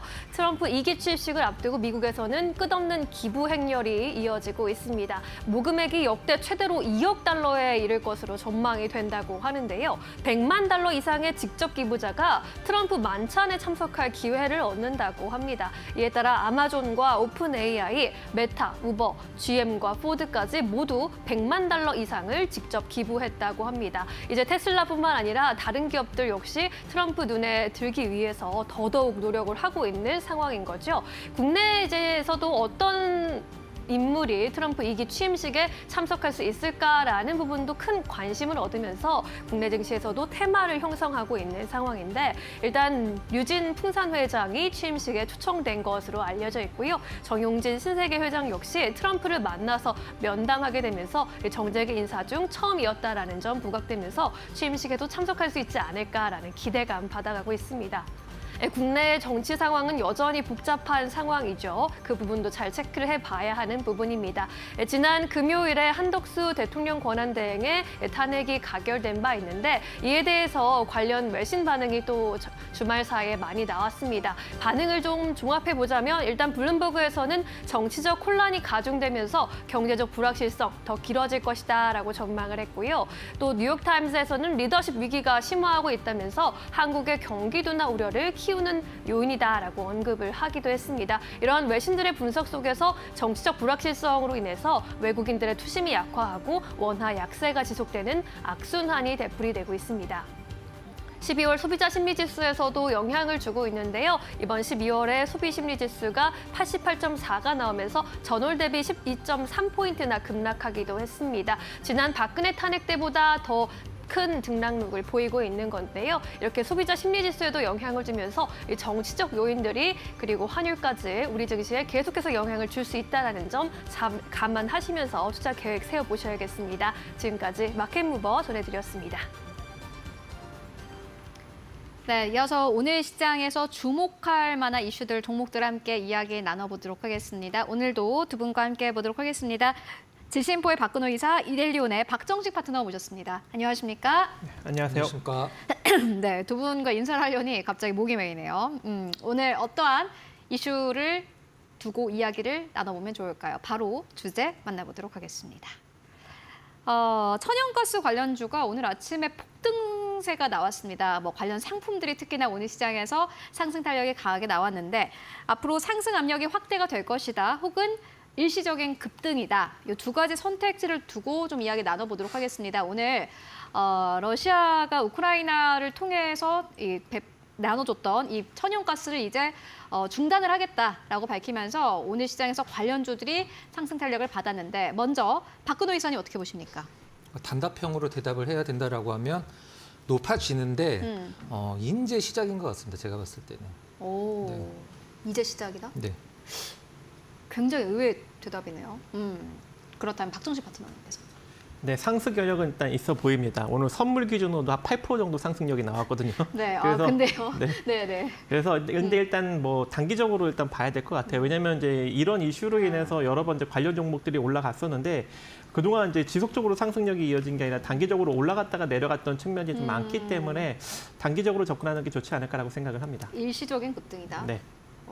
두 분의 답안지가 완전 다릅니다. 그렇다면 박근호 이사님, 왜 이게 시작이라고 보시는 걸까요? 일단 궁금하네요. 가장 중요한 것은 전 세계적으로 지금 LNG를 가장 많이 생산하는 국가가 이제 호주, 미국, 카타르거든요. 네. 근데 그다음에 러시아 쪽은 유럽이랑 이제 관련이 깊긴 한데 이 트럼프가 당선되기 전서부터 미국이 이 바이든 정부 때서부터 LNG 관련 산업을 굉장히 많이 키웠었어요. 그러다가 네. 이제 환경 논자들이 LNG 수출을 좀 그만하자라고 해서 이제 수출 제한을 걸었다가 트럼프가 이번에 풀은 건데 LNG를 환경 논자들이 왜 수출을 제한하자라고 얘기를 하냐면 LNG의 90%가 이제 메탄이에요. 네. 그렇기 때문에 이제 환경의 영향이 너무 크다라고 하고 있는데 지금 현재 이 LNG가 이제 액화 천연가스잖아요. 이 관련된 생태계가 어떻게 진행되고 있는지 공부를 좀 잠깐 해보면 미국에서 이 액화 터미널, 그러니까 수출하기 위해서 그 LNG를, 그러니까 천연가스를 액화하는 이 액화 터미널을 굉장히 많이 짓고 있습니다. 한 3년 뒤에 28년도까지 지금 현재에서 2배까지 늘어난다라고 하는데 그럼 그 수출 터미널에서 그걸 날라야 되는 배도 필요할 것이고 그 액화 터미널을 만들 때 필요한 피팅 업체들도 지금 엄청나게 수혜를 받고 있는 상황이거든요. 물론 단기적으로 상품 가격이 급등하고 이런 것은 좀 부담스럽긴 합니다만은 전반적으로 봤을 때 트럼프가 딱 가장 강조하는 거, 니네 관세 높게 맞기 싫으면 우리 LNG 사. 이게 지금 그 모토거든요. 네. 이쪽 정부에. 그렇기 때문에 카타르도 지금 엄청나게 에코터미널 증설을 하고 있고 미국도 거의 2배로 증설을 하고 있고 증설이 완료된 게 아니라 증설 중이다라는 게 이제 중요하다고 생각을 하고 있거든요. 관련해서 뭐 우리나라 관련주도 조선도 마찬가지고 전 세계에서 그 LNG 터미널을 피팅을 할 수 있는 기업은 딱 4개 회사밖에 없거든요. 그 기업이 우리나라에 2개가 있어요. 네. 성광이랑 태광. 네. 나머지는 이제 이태리에서 2개가 있는데 그 4개 회사들이 저는 가장 그 수혜를 받을 것 같고 조선업은 이제 중국과 LNG 경쟁을 어떻게 하느냐 요게 좀 달려 있다라고 생각을 하고 있습니다. 그렇다면은 종목 보시는 거 있으실까요? 저는 이제 그 성광밴드와 태광이 그 전 세계에서 이제 4등 안에 드는 기업인데 네. 약간 다르거든요. 성광밴드는 약간 미국 기준, 그다음에 태광은 중동 기준이에요. 그러니까 카타르나 이런 기업들. 그래서 미국만 보겠다 하시는 분들은 성광밴드, 그다음에 이제 태광은 미국 다시 좀 넓혀가고 있지만 중동에서 꽉 잡고 있는 게 태광이거든요. 그래서 둘 다 좋긴 한데 저는 개인적으로는 좀 태광이 너무 덜 올랐어요. 그래서 태광이 가장 좀 낫다라고 생각을 하고 있습니다. 네, 알겠습니다. 이렇게 박근호 이사님의 의견 만나보고 왔고요. 이어서 박정식 파트너님께서는 왜 일시적인 급등으로 보시는지 궁금합니다. 네, 오늘 뭐 에너지 관련 종목들 뭐 소폭 상승력이 좀 나오기는 했는데 이제 그것이 이제 우크라이나가 자국 영토를 통한 러시아 천연가스를 유럽 공급을 이제 이달 31일자부터 좀 중단을 하겠다라고 이제 발표를 했기 때문에 이 가스 가격 상승력으로 인한 가격 상승이 그 관련주 상승이 나온 거거든요. 그렇기 때문에 아무래도 이제 이러한 이제 가격적인 상승력에 따른 이제 관련 종목들의 상승력은 좀 단기적으로 좀 불거졌다가 다시금 또 내려갈 수 있는 그런 가능성이 좀 높다 이렇게 생각을 하고 있고요. 또 이제 이런 이제 천연가스 가격 상승이 일단 뭐 유로화의 악재로 또 작용을 하면서 좀 증시에 부정적인 영향을 또 줄 수도 있는 여력도 존재할 것 같고 또 이 금리 인하 속도를 늦추는 또 요인으로 작용할 수 있는 그런 가능성도 존재할 것 같습니다. 그리고 거기다가 이 우크라이나가 이제 자국 영토를 통한 이제 유럽 공급 가스를 이제 막는 것 그 이전에 러시아 국영기업 가스프롬이 이미 이제 몰도바 쪽에 이제 천연가스 사용료 미납으로 이제 1월 1일 날부터 가스 공급을 중단하겠다라고 또 미리 발표를 했거든요. 이때부터 본격적으로 좀 천연가스 가격의 상승력이 좀 이어지지 않았나 그렇게 이제 보여지고 있고, 근데 단순히 이 천연가스 가격 상승력으로 우리가 좀 접근하기 조금 어려울 것 같습니다. 그래서 이 아무래도 이제 대왕고래 동해 가스전 시추 작업과 좀 맞물려서 좀 보시는 게 그나마 조금 이제 양호할 것으로 보여지고 있고, 이번에 이제 동해 가스전 1차 시추 작업이 지난 이제 20날 이제 새벽 포항 앞바다부터 이제 본격적으로 이제 시작을 했죠. 하지만 이제 예산안이 통과가 되지 못했기 때문에 이제 자금의 압박으로 이제 지속적으로 좀 할 수 있는 그런 가능성이 있을까라는 지금 의구심이 들고 있는 상황인데, 이 정부와 한국석유공사가 20% 성공률을 이제 고려한다면 앞으로 5년간 한 5개의 시추공을 뚫어야 되는데 시추공 1개 뚫 때마다 한 1,000억 정도가 투자가 된다고 합니다. 하지만 지금 자금력이 없기 때문에 이 경상북도 차원에서 5,000억 정도 규모의 지역 활성화 펀드 조성을 이번에 한다고 이제 발표를 하면서 만약에 이제 자금만 좀 잘 모집된다면 좀 성공적으로 좀 진행이 되지 않을까라고 기대가 또 살짝 나오고 있어요. 그래서 이 이슈는 아무래도 내년 2월 정도에 다시 한번 또 불거질 수 있는 가능성이 존재하기 때문에 이 관련 이슈랑 같이 맞물려서 그 관련 종목들을 보시는 것이 조금 더 긍정적이지 않을까 생각을 해봅니다. 네, 알겠습니다. 이게 이제 러시아와 우크라이나 간의 갈등만 보고 들어가기에는 약간의 리스크가 있다. 대왕고래와 관련해서 그 이슈가 뉴스가 나올 때 그때 주가의 상승력을 보는 게 맞지 않겠느냐라는 게 박정식 파트너님의 의견이었습니다. 여러분들 함께 참고해 보시면 좋을 것 같고요. 그렇다면 또 오늘 시장에서 주목해 볼 만한 이슈들 어떤 것들이 있을까요? 이어서 신민영 앵커가 전해드립니다. 네, 국내 증시에서 양자 컴퓨팅 관련주들이 계속해서 들썩이고 있습니다. 상승세가 꽤 오래 지속되고 있는데요. 인공지능 AI에 이어서 차세대 기술로 주목을 받고 있죠. 기존의 슈퍼컴퓨터 대비 수천만 배는 더 빠르고 똑똑하다고 하는데요. 구체적으로 어디에 활용이 좀 될 수 있는 걸까요? 일단 고전적인 암호화 방식을 해독하고 암호 해독 및 보안 분야에서 굉장히 뛰어난 성과를 가지고 있는 것으로 알려져 있죠. 또 신약 개발 분야에서 분자 시뮬레이션을 간소화해서 약물 발견에 또 특화되고 있는 것으로도 주목을 받고 있습니다. 뿐만 아니라 금융 분야에서 리스크 관리와 포트폴리오 최적화에도 도움을 줄 수 있고요. 인공지능에서 데이터 처리 속도 향상은 물론이고 물리학 시뮬레이션에서 복잡한 시스템 모델링을 최첨단으로 빠르게 할 수 있는 천문학적인 속도를 자랑하는 것으로 잘 알려지고 있습니다. 그렇다면 양자 컴퓨터 개발은 어느 정도까지 되고 있을까요? 현재 개발 진행 상황 타임라인으로 살펴보도록 하겠습니다. 일단 미국과 중국 간의 갈등이 계속해서 이 분야에서도 심화되고 있는 모습인데요. 2024년에 미국에서 국가 전략 사업으로 양자 컴퓨팅을 지정을 했고요. 지난 11월에 IBM에서 양자칩 퀀텀 회론을 공개한 바 있습니다. 이로 인해서 별로 지나지 않아서 12월에는 구글이 자체 개발한 신규 양자칩 윌로우를 공개했는데요. 14년을 걸리는 슈퍼컴퓨터의 문제를 5분 안에 풀 수 있는 것으로 큰 주목을 받은 바 있습니다. 그리고 나서 12월 16일에 중국 과학기술대 산하 연구진이 새 양자칩 쭈층즈 3.0의 논문을 공개한 것을 또 알리기도 했는데요. 이는 구글의 윌로우가 나온 지 10일도 되지 않은 때여서 외신에서는 중국이 미국의 양자 컴퓨팅 개발을 굉장히 견제하고 있다라고 또 평가하기도 했습니다. 또 뿐만 아니라 2025년은 유엔에서 세계 양자 과학기술의 해로 지정한 해이기도 하고요. 또 내년 1월에 곧 열리는 CES 2025 세계 최대 IT 전시회에서 양자 컴퓨팅 프로그램이 또 추가된다라는 소식에 관련주로도 계속해서 온기가 퍼지고 있는 모습입니다. 하지만 국내는 여러 가지 정치적인 리스크로 인해서 관련된 비전도 제시하지 못하고 있어서 좀 아쉽긴 한데요. 그럼에도 불구하고 관련주들에는 또 온기가 번지면서 급등세가 나타나고 있기도 합니다. 대표적으로 KCS와 한국첨단소재, 코이버와 우리넷, ALT, ICT-K와 같은 종목들 또 급등세를 펼치고 있는 모습인데요. 이 안에서도 주의할 점은 있습니다. 아직 기술이 개발이 초기 단계이기 때문에 변동성은 주의하셔야 할 것이고요. 또 장기적으로 좀 바라보면서 투자해야 한다라는 조언들 나타나고 있습니다. 국내 증시에서 양자 컴퓨터 관련주 투자하실 때는 잘 참고해 보시기 바랍니다. 마켓무버 함께 하셨습니다. 네, 이어서 오늘 시장에서 움직이고 있는 기업들 하나하나 만나보도록 하겠습니다. 오늘 첫 번째 기업은 아마 저희 많은 시청자분들께서 궁금해하고 계실 기업이 될 것 같습니다. 셀트리온, 오늘 첫 번째 기업으로 가지고 오셨는데 4% 넘게 상승세, 장중에는 19만 원대를 넘어서기도 했습니다.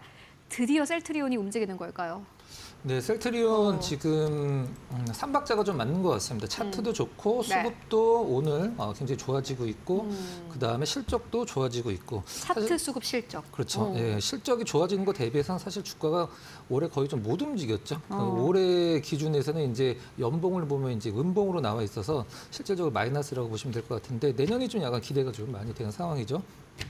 실적을 좀 잠깐 짚어보면은 기사에 아마 이렇게 많이 나와 있을 거예요. 셀트리온이 지난해 실적을 올해 3분기 만에 더 높게 매출을 좀 내고 있다. 지난해 2조 한 1,700억 정도 토탈로 좀 나왔었는데 연간 기준으로요. 올해 3분기까지 2조 4,900억 거의 2,500억 정도 나타내면서 실적이 굉장히 좋아지고 있다라는 점. 그다음에 지금 이제 미국 쪽에서 이제 미국 쪽 이름은 진펜트리라고 해서 이제 램시마 SC 피아제형 주사제 그 부분이 이제 굉장히 좀 올해 이제 후반부에 셀트리온의 어떤 그 시장에서의 좀 약간 보는 시선을 다르게 만들었다라고 하면 내년에 실적으로 엄청난 성장을 갖고 올 것이다라고 시장에서 거의 의심의 여지 없이 다 바라보고 있는 게 지금 거의 시장의 분위기고요. 그다음에 셀트리온의 그다음 좀 약간 안타까웠던 부분들, 안타깝다라기보다 CDMO가 거의 없었었죠. 근데 이 CDMO 한 1조 5천억 정도를 들여서 시간은 좀 걸릴 것 같습니다. 2028년도까지 완공을 해서 CDMO 사업도 좀 키우겠다라고 좀 얘기를 하고 있는 상황인 것 같아요. 차트 잠깐 보면서 특징적인 부분 좀 짚어보도록 하겠습니다. 차트 상에서 이제 오른쪽에 거래량이 굉장히 많이 터진 날이 있죠. 이때가 이제 스테키마 미국에서 허가 받으면서 시장에서 급등을 했었던 날인데 그 다음에 약간 좀 기간 조정을 한 일주일 정도 잡았어요. 그리고 오늘 고점 트라이가 좀 나와주고 있는데 좀 약간 특이한 부분은 거래량이 동반 증가 없이 그다음에 이 주가가 오르고 있다는 것은 그동안에 그 어떤 매도가 많았었는데 매도가 좀 굉장히 적고 조금 약간의 매수로도 이렇게 급등을 할 수 있을 정도로 시장에서 좀 관심이 뜨겁다라고 보시면 될 것 같습니다. 외국인 기관 최근 한 일주일 정도 매도세였는데 오늘 동시 순매수로 전환됐다는 점 참고하시면 될 것 같습니다. 네, 알겠습니다. 셀트리온 긍정적인 투자 의견 함께 남겨주셨고요. 이어서 두 번째 기업 바로 만나보도록 하겠습니다. QSI입니다. 오늘 상한가 안착한 기업인데요. 박정식 파트너님께서 가지고 오셨습니다. 어떻게 보고 계십니까? 네, 일단 그 양자 관련으로 후발주로 이 QSI를 찍어드렸어야 되는데 이거 안타깝게도 제가 타이밍을 좀 놓쳤습니다. 근데 이제 일단은 이제 보유하신 분들은 조금 더 이제 홀딩 관점을 좀 유지해갈 수 있을 것 같은데요. 이 QSI 같은 경우에는 이제 반도체 레이저 전문 업체입니다. 즉 파워툴, 이제 바코드 스캐너, 레이저 프린터 등에 사용되는 이제 반도체 레이저 그리고 광 반도체 관련 제품을 제조하고 있는 회사인데. 이 극저온 저자부 증폭기 모듈 분야에서 이 99% 세계 점유율 독점 기업인 이 스웨덴의 노우로이즈 팩토리오와 이 국내 국체 과제를 통해서 이 마이크로 파몰리식 직접 회로 MMIC를 개발 중에 있습니다. 이 MMIC 같은 경우에는 일단 초고주파 회로로 이 단일 반도체 칩의 직접적 소자로 이 양자 컴퓨터의 성능을 좌우하는 이 핵심 부품이라는 이제 소식이 전해지면서 국내 이제 상장사 중에 양자 컴퓨터 관련 부품을 만들고 있는 몇 안 되는 어떤 그런 이제 회사로 강력하게 주목을 받았고 오늘 지금 상한가에 들어가 있는 상황인데 이게 이제 양자 컴퓨터 관련 이제 부품이다 보니까 아무래도 좀 시세 흐름이 매우 강하게 나올 수 있는 그런 여력이 존재할 것 같고. 보유하신 분들은 아무래도 좀 수익이 좀 많이 날 것으로 일단 판단이 되고 있습니다. 그래서 1차적으로 이대로 시세 흐름이 지금 14,000원 정도, 13,000원에서 14,000원 정도 자리까지 일단 이어질 것으로 보여지고 있고 지금 구간에서 원래는 오늘 조금 이제 상한가만 풀리더라도 우리가 이제 추격 매수로 이제 여러분들한테 제가 접근을 시켜드리려고 선정을 했는데 상한가가 안 풀리고 있어요. 그래서 아무래도 조금 이제 14,000원 정도 자리까지 13,000원, 14,000원까지 올라갔다가 뭐 소폭 좀 조정을 받을 수 있는 그런 가능성이 있고 혹여 이제 올라갔다가 조정을 받게 된다면 한 12,000원에서 한 10,000원, 11,000원 정도 사이 구간에서 여러분들이 접근을 할 수 있을 것 같습니다. 그래서 내일 다음 개장이죠. 1월 2일 날 개장 때 어느 정도까지 이제 올라갈지 여러분들이 좀 체크를 한번 해보시고 만약에 이제 13,000원, 14,000원까지 올라간다면 조정 시에 한 12,000원에서 11,000원 정도 사이에 한번 접근을 해보시고 생각과 다르게 조금 안 올라가네 라고 하시면은 9,400원 이하로 여러분들이 접근을 하신다면 다시 한번 제가 이제 언급드린 그 가격 라인 14,000원 구간까지 한번 노려볼 수 있을 것 같고요. 그리고 만약에 이제 세력들이 이제 시세를 좀 크게 띄우게 된다면 17,000원, 19,000원 정도 자리까지도 일단 볼 수 있는 그런 종목이기 때문에 보유하신 분들은 좀 느긋하게 끌고 가시는 것이 좋지 않을까 생각을 해봅니다. 네, QSI 만나보고 왔습니다. 이어서 세 번째 기업 바로 만나보도록 하겠습니다. SPG입니다. 로봇주가 최근 들어서 아주 시세가 좋은데 SPG가 오늘 시장에서도 10% 넘게 상승세 가지고 가고 있고요. 한시를 기점으로 주가가 급격한 상승이 나오고 있는 상황입니다. 박근호 이사님은 SPG 어떻게 보세요? 사실 오늘 이슈 고를 때 네. 로봇을 한번 골라볼까라고 생각도 들었는데 네네. 로봇도 괜찮은 것 같더라고요. SPG 어떻게 보십니까? 네, SPG 감속기 부분에서 이제 SBB테크라는 기업과 이제 경쟁을 하는 기업이라고 보시면 될 것 같고요. 오늘 레인보우 로보틱스 급등으로 이제 관련된 섹터들, 그 다음에 감속기 부분들 동시에 이제 상승하고 있는 상황인데. 일단은 저는 이 오로 관련주들을 접근을 하실 때 물론 뭐 미래를 보는 지금은 적자지만 미래의 어떤 성장성을 일단 시장에서 높게 사서 멀티플을 굉장히 후하게 쳐주는 어떤 그런 기업들보다도 실질적으로 좀 돈을 벌고 있는 기업들 위주로 좀 보셔도 저는 수익률적인 측면에서 이렇게 크게 달라지지 않을 거라고 생각을 하고 있거든요. 일단 SPG, SBTech 감속기에 우리나라 이제 두 기업이 라이벌이라고 말씀드렸었는데 왜 이걸 감속기를 부르냐면 이제 로봇의 관절에 들어가는 부분을 감속기라고 하는데 모터에다가 쉽게 말씀드리면 우리가 자동차에 이제 기어를 꼈다라고 생각을 하시면 될 것 같아요. 속도를 조절을 해주는 거죠. 이게 이제 어떤 정밀한 그 작업을 할 때 굉장히 중요한 부분이기 때문에 대형은 일단 일본 기업들이 전 세계적으로 꽉 잡고 있기 때문에 약간 파고들기 좀 힘든 부분이고 이제 하모닉 감속기라고 표현한 이제 중소형 감속기 쪽은 SBTech랑 SPG가 충분히 어떤 그 시장의 MS를 넓힐 수 있는 기회가 있다라고 생각을 하고 있습니다. 일단 실적은 작년이랑 올해 그렇게 뭐 좋진 않았죠. 그것 때문에 이제 주가도 많이 좀 내려왔고 내년에 SPG 같은 경우는 이제 그 우리나라의 삼성, LG, 그다음에 미국의 어떤 제네럴 일렉트릭, 그다음에 월풀 이런 가전기업들의 굉장히 많은 부분에 우리나라는 거의 전부 다라고 보셔도 되고 수출도 많이 하는 기업이기 때문에 이 가전제품 모터로 캐시카우를 만들고 그다음에 얼마 전에 로봇 감속기 국산화에 성공을 했죠. SBB테크는 좀 과거에 아주 옛날에 좀 국산화에 성공을 한 부분이고 SPG는 모터가 한 90, 그다음에 감속기가 로봇 쪽에 한 10% 조금 더 되는 걸로 알려져 있는데 이 부분에서 조금 더 이제 로봇 쪽에 어떤 매출 비중이 늘어난다라고 하면은 영업이익과 매출도 현재 지금 시가총액 5천억으로 사실 실적 대비해서 싼 편은 아닌데 이 시가총액과 어울리는 매출이 내년에 좀 나올 거라고 생각을 하고 있습니다. 네, SPG 만나보고 왔습니다. 이어서 마지막 기업 만나보도록 하겠습니다. 아티스트 스튜디오를 박정식 파트너님께서 가지고 오셨어요. 그때 이제 전략을 전해주실 때 이게 공개가 되고 난 다음에 그때 보는 게 좋겠다라는 의견 전해주셨었는데 자세한 이야기 들어볼까요? 예, 주가가 많이 이제 빠졌습니다. 오늘 급등락이 좀 나오네요. 네, 많이 빠져서 조금 더 빠지면 이제 121선을 터치하게 되거든요. 그래서 이 정도 가격부터 한 대략 한 14,300원 정도 자리가 일단 저점으로 지지받을 수 있는 가능성이 지금 매우 높을 것 같고, 일단 이 아티스트 스튜디오 같은 경우에는 이제 성균관 스캔들 그리고 재벌집 막내 아들 이제 이런 드라마를 이제 제작하는 이전 이제 명은 이제 레몽레인이라는 어떤 그런 기업이었죠. 근데 이제 이름을 좀 바꿨고 오징어 게임 2의 이제 주연 배우 이정재가 이제 지분을 한 5% 이상 보유하고 있기 때문에 이제 오징어 게임 2 관련 종목이다라고 지금 시장에서 지금 인기몰이를 하고 있었는데 최근에 좀 이제 이 외신의 혹평을 받았죠. 오징어 게임 2가 뭐 인맥 캐스팅 논란 그리고 뭐 이야기가 정체돼 있다, 뭐 날카로움을 잃었다, 뭐 기발한 반정 디테일 이런 통찰력이 없다, 이제 이런 이제 어떤 그런 혹평을 받았는데. 혹평과 다르게 이 순위는 93개국에서 1위를 하루 만에 기록을 해버렸습니다. 그래서 아무래도 이제 이러한 이제 기록이 조금 더 이제 유지가 된다면 재차 일정 부분 좀 반등력을 기대해 볼 수 있지 않을까 해서 일단 좀 조금 조정을 받으면 14,300원 정도 자리에서 여러분들이 한번 분할로 한번 접근을 해볼 수 있을 것 같고요. 갭으로 떨어졌어요. 그래서 최소한의 이제 기술적 반등력이 한 18,600원에서 한 19,700원 정도 자리까지 나와볼 수 있을 것 같아요. 그래서 이 하락 시기에 한번 잘 여러분들이 분할 매수를 통해서 기술적 반등력을 한번 최소한으로 취해보시는 것도 괜찮지 않을까 생각을 해봅니다. 만약에 순위가 1위에서 좀 떨어지면요? 아무래도 저는 이제 최소한 순위가 한 1위를 저번에는 이제 오징어 게임 1 때는 한 40일 넘게 기록을 했던 걸로 기억을 하고 있거든요. 아니, 그건 그런데 네. 그거는 이제 근데 이번에도 한 일주일 정도만 좀 유지를 해준다면 이 관련주의 어떤 주가의 어떤 그런 변동성은 충분히 좀 줄 수 있지 않을까 기대는 한번 해보고 있습니다. 네, 알겠습니다. 아티스트 스튜디오까지 만나보고 왔습니다. 네, 지금까지 박근호 이사 그리고 박정식 파트너와 함께 해봤습니다. 2024년 한 해 고맙습니다. 감사합니다.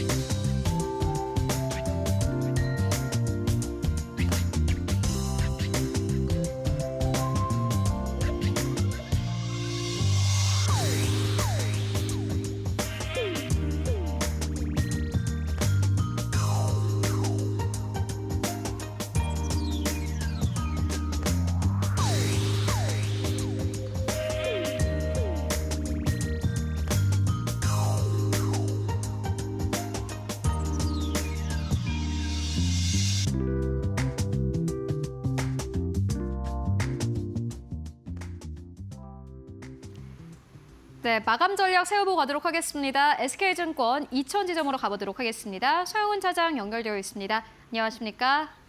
네, 안녕하세요. 네, 오늘 시장 마감 상황 어떻게 보고 계십니까? 네, 오늘 우리나라 시장은 2024년도 마지막 거래일이 나타나주면서 좀 거래 대금과 거래량 자체가 좀 감소하는 모습들이 나타나주는 상황이었습니다. 아무래도 그런 상황 속에서 코스피 시총 상위 종목들은 혼조세로 마무리가 되는 모습들이었고요. 장 초반에 외국인 수급이 소폭 들어오는 모습이었습니다만 매도로 전환되는 모습들을 보였다라는 것이 좀 특징적인 흐름이라고 볼 수 있겠습니다. 하지만 좀 섹터별로 흐름을 봤을 때 특히나 바이오주 섹터들이 상당히 좀 강한 반등을 보여줬다라는 점에서는 좀 긍정적인 흐름이라고 볼 수 있겠고요. 코스닥에서 2,400억이 동반된 수급들이 대부분의 제약바이오 쪽에 수급이 들어왔다라는 점에서는 긍정적인 흐름이라고 좀 볼 수 있겠습니다. 특히나 제약바이오주가 연초에 상당히 좀 강세를 보이는 경향들이 있는 상황 속에서 오늘 24년 마지막 거래일 제약바이오주의 수급들이 강하게 들어왔고 특히나 시총 상위에 랭크되어 있는 종목들 위주로서 외국인 수급이 강하게 들어왔다라는 점은 연초 상승에 대한 기대감을 좀 가져볼 수 있지 않을까라고 생각을 하게끔 하는 부분이 아닌가 싶습니다. 물론 환율에 대한 부분들이 여전히 좀 부담으로 작용은 하고 있지만 다행인 점은 환율이 높음에도 불구하고 외국인 매도폭이 크지 않다라는 점에서 24년도 상당히 좀 어려운 시장이었으나 2025년도 연초에는 단기적인 좀 상승을 좀 기대해 볼 수 있지 않을까라고 예상을 하고 있습니다. 네, 그렇다면은 시장 상황이 사실은 그리 좋지 않은데 이번 주에 남은 거래일의 시장을 봤을 때 그리고 내년에 1월 시장을 봤을 때 보시는 게 있으실까요? 네, 지금 볼 수 있는 종목은 내년을 좀 바라보기 위한 전략이 유효할 것으로 예상하고 있는 상황 속에서 셀트리온을 좀 보고 있습니다. 오늘 1,000억 규모의 자사주 추가 매입 발표를 함으로써 오늘 4%가 넘는 상승을 해주었는데요. 외국인과 기관 수급이 함께 동반했다라는 점이 좀 긍정적이라고 볼 수 있겠고요. 여기에 더불어 자사주 소각까지 이어진다라면 현재 주가에서는 추가적인 상승을 한번 좀 노려볼 수 있을 것으로 예상이 좀 되고 있는 상황입니다. 현재 다잘렉스 시밀러 미국 임상 3상의 승인이 들어갔다라는 점, 앞으로 연초에 지속적으로 좀 셀트리온에 대한 호재가 나올 수 있다는 점을 감안해 본다라면 현재 구간에서 가격적 메리트는 충분히 있다라고 좀 판단을 하고 있고요. 박스권 상단에 대한 돌파를 좀 연초에 노려보실 수 있는 전략으로 접근 가능하지 않을까라고 예상을 하고 있습니다. 네, 모멘텀은 충분하고 앞으로 박스권 상단을 뚫어내는 흐름을 기대해 볼 수 있다라는 의견으로 저희 정리해 보도록 하겠습니다. 말씀 고맙습니다. 네, 감사합니다. 네, 어느덧 2024년 마지막 거래일 동시호가 구간에 들어와 있습니다. 오늘도 이분과 함께 마감으로 문 닫아보도록 하겠습니다. 이데일리온 곽유정 파트너와 함께합니다. 어서 오세요. 네, 안녕하세요. 네, 오늘 그래도 양시장 빨간불 켜주면서 마감을 해주어서 유종의 미를 거뒀다고 볼 수 있겠습니까?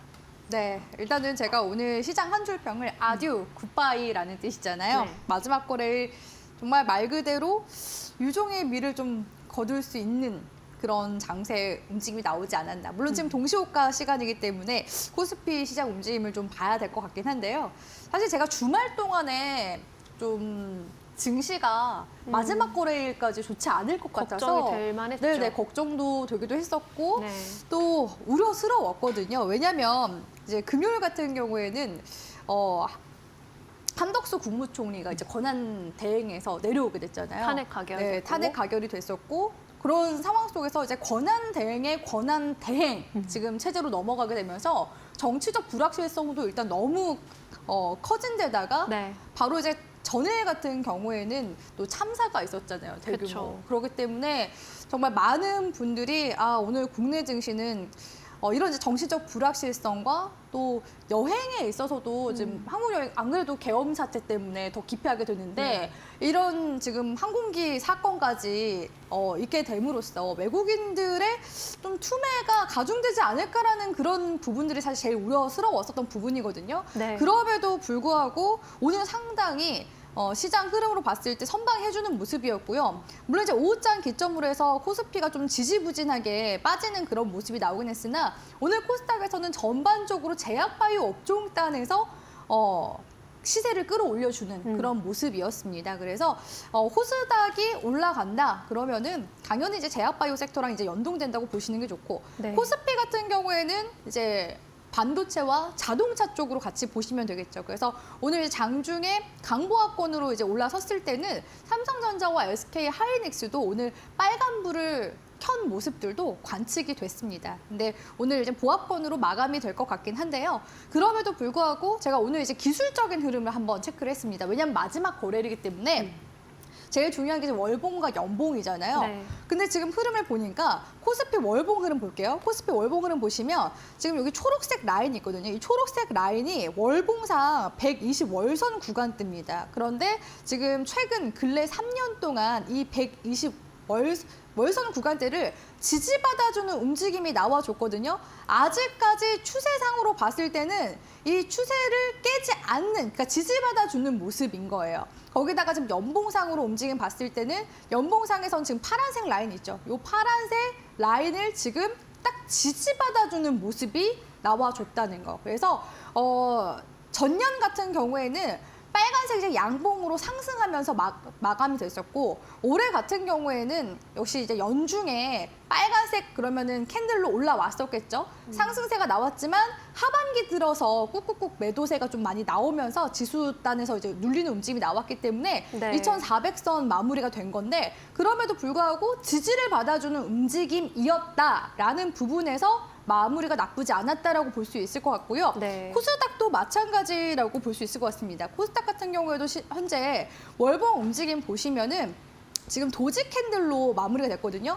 보통 이렇게 위아래 꼬리가 길게 단 캔들이 마무리가 되면은 추세 전환 시그널로 볼 수가 있습니다. 거기에다가 지금 연봉상 움직임 봤을 때도 연봉상 지금 이 노란색 라인 있죠? 이 노란색 라인 기점으로 해서 지지받아주는 움직임이에요. 그래서 여기서 지금 양, 형태인데 제가 봤을 때는 내년 상반기까지는 조금 빠질지언정 다시금 밑꼬리를 달면서 올라와주는 형태로 지수 흐름이 만들어지지 않을까라고 해서 긍정적인 또 기술적인 분석인 부분들도 있으니까 우리 시청자분들도 포기하지 마시고 내년 장세 같이 잘 준비해 나가셨으면 좋겠습니다.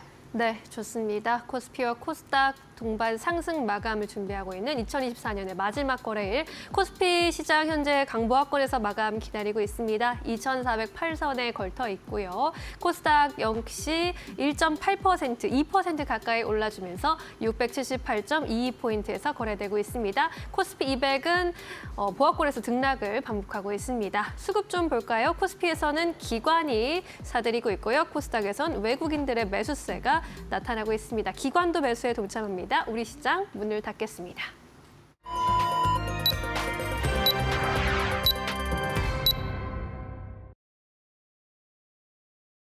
네, 12월 30일 월요일장 모두 다 마무리가 됐습니다. 오늘은 2024년 마지막 거래일이었습니다. 올 한 해도 정말 고생 많으셨고요. 이번 한 달도 그리고 오늘도 고생 많으셨습니다. 이번 해가 그 어느 때보다도 참 시장을 대응하기 힘든 한 해가 아니었나 싶습니다. 격동의 역사를 시장에서는 모두 다 반영을 했습니다.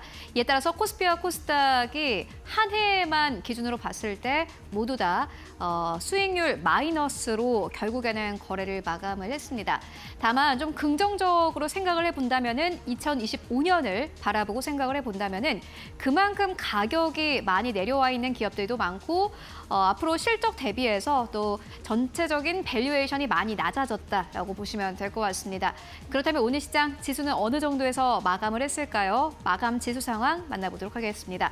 2024년의 마지막 거래일 마감 지수입니다. 코스피가 오늘 시장 결국에는 약보합에서 거래 마감했습니다. 2400선을 하회하면서 거래 마감했네요. 마감 지수인데 오늘 장중에 보여줬던 상승과는 좀 다른 부분으로 거래를 마감을 했습니다. 2400선을 결국에는 하회하면서 2399선에서 거래를 마감을 했고요. 보시다시피 지금 달러에 대한 원화의 환율이 속보로 나가고 있는데 오늘 1,472원대에서 종가를 형성을 했습니다. 지난주 금요일 시장에서 1,486원대까지 올라가면서 거의 1,500원대까지 가깝게 다가서면서 또 장중의 변동성을 보여주기도 했는데 오늘 시장에서도 역시나 마찬가지로 1,472원대에서 거래를 마감을 했고요. 코스닥이 그나마 강했습니다. 1.8% 넘게 상승세. 오늘 코스닥이 이렇게 강할 수 있었던 것은 결국은 제약바이오 덕분이었습니다. 제약바이오 쪽이 오늘 시장에서 강한 시세를 내면서 코스닥은 1.8% 넘게 상승했고요. 다만 오늘도 코스닥은 700선 아래입니다. 678선에서 종가를 형성했습니다.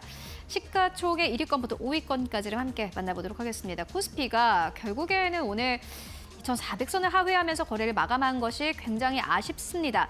특히나 2,400선 밑으로 내려오면은 반발 매수세가 강력하게 유입되는 경향이 있어서 사실상 코스피의 저점으로도 분류되는 그러한 지점인데 오늘 결국에는 저점 부근에서 거래를 마감을 했고요. 삼성전자 1% 가깝게 하락세 53,200원대, SK하이닉스 약보합권, 삼성바이오로직스가 그나마 강했습니다. 1.6% 넘게 상승세 94만 9천 원대에서 종가 형성했습니다. 다만 삼성바이오로직스는 올해 고점이 100만 원대를 넘어가고 있기 때문에 고점 대비해서는 주가가 많이 낮아진 상태에서 거래를 마감을 한 셈이고요. 현대차도 마찬가지입니다. 1.4% 넘게 하락하면서 거래 마감했습니다. 6위권부터 10위권까지를 함께 만나보시죠. 네, 6위권부터 10위권까지 셀트리온이 오늘 좀 강했습니다. 3.9% 넘게 상승하면서 18만 7,500원대에서 종가를 형성했습니다. 오늘 저희 파이널샷에서도 2번이나 셀트리온에 대한 투자 의견 나왔는데요. 앞으로 2025년 셀트리온 주가가 어떻게 움직이게 될지 함께 확인해 보시는 것도 한 가지 전략이 될 것 같고요. 기아 0.2% 약보합권, 우선주 1% 넘게 하락세, KB금융이 2% 넘게 하락하면서 82,900원대에서 종가 형성했고 네이버가 0.6% 넘게 상승하면서 종가 형성했습니다. 11위권부터 15위권까지를 또 함께 만나보고 가시죠. 네, 오늘 11위권부터 15위권까지 HT 현대중공업 0.6% 넘게 하락하면서 28만 7,500원대. 올해의 또 다른 주인공을 좀 생각해보자면 조선이 될 것 같은데 오늘 HT 현대중공업 결국에는 1% 안팎의 하락세, 신한지도 1.4% 넘게 하락세, 현대모비스, 포스코홀딩스까지는 일제히 보합권, 다만 양봉으로 거래 마감했고요. 고려아연 2% 넘게 하락하면서 100만 원대에서 오늘 종가 형성했습니다. 이어서 오늘 코스닥 1위권부터 5위권까지를 함께 만나보시죠. 네, 오늘 코스닥 1위권부터 5위권까지 코스닥 지수가 이렇게 2% 가깝게 상승할 수 있었던 것은 보시다시피 알테오젠 그리고 리가캠 바이오 덕분입니다. 알테오젠 3% 가깝게 상승을 나왔고요. HLB도 역시나 마찬가지로 한 몫을 했습니다. 4% 가깝게 상승세. 제약바이오 쪽으로 오늘 거래 대금이 크게 들어왔고 외국인과 기관 수급도 아주 강력하게 들어온 것이 오늘 시장의 유종의 미를 거둘 수 있었던 한 가지 포인트이기도 합니다. 리가캠 바이오 5% 넘게 상승하면서 결국에는 종가는요 10만 원대를 넘어서면서 형성을 했습니다.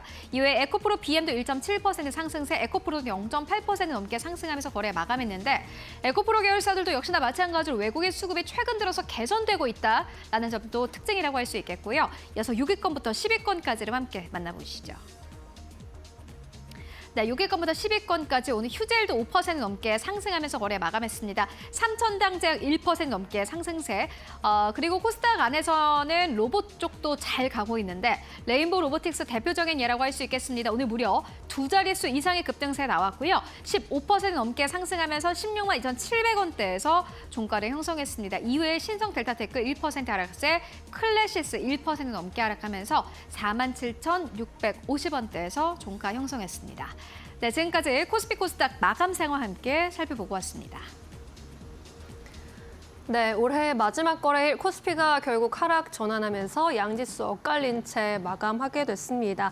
좀 아쉽습니다. 그래도 너무나 힘들었던 올 한 해 여러분들 정말 고생 너무 많이 하셨습니다. 새해도 또 고환율 그리고 정치 리스크 등 우리가 넘어야 할 산들이 많이 있지만 우리 증시가 이러한 리스크들 잘 소화해 주면서 내년에는 좀 반등의 모멘텀을 마련해 주기를 기대해 보겠고요. 또 응원해 보도록 하겠습니다. 여러분들의 마음에도 또 계좌에도 더 행복해지고 편안해진 날들이 많기를 기대해 보겠습니다. 파트너님, 내년에는 조금 행복해질 수 있겠습니까? 전망 어떻게 보십니까? 네, 일단 뭐 이번 주 연말도 있고 네. 또 연초도 있잖아요. 그래서 우리 시청자분들께 일단은 올 한 해 동안 정말 너무너무 고생 많으셨다라는 말씀 드리고 싶고요.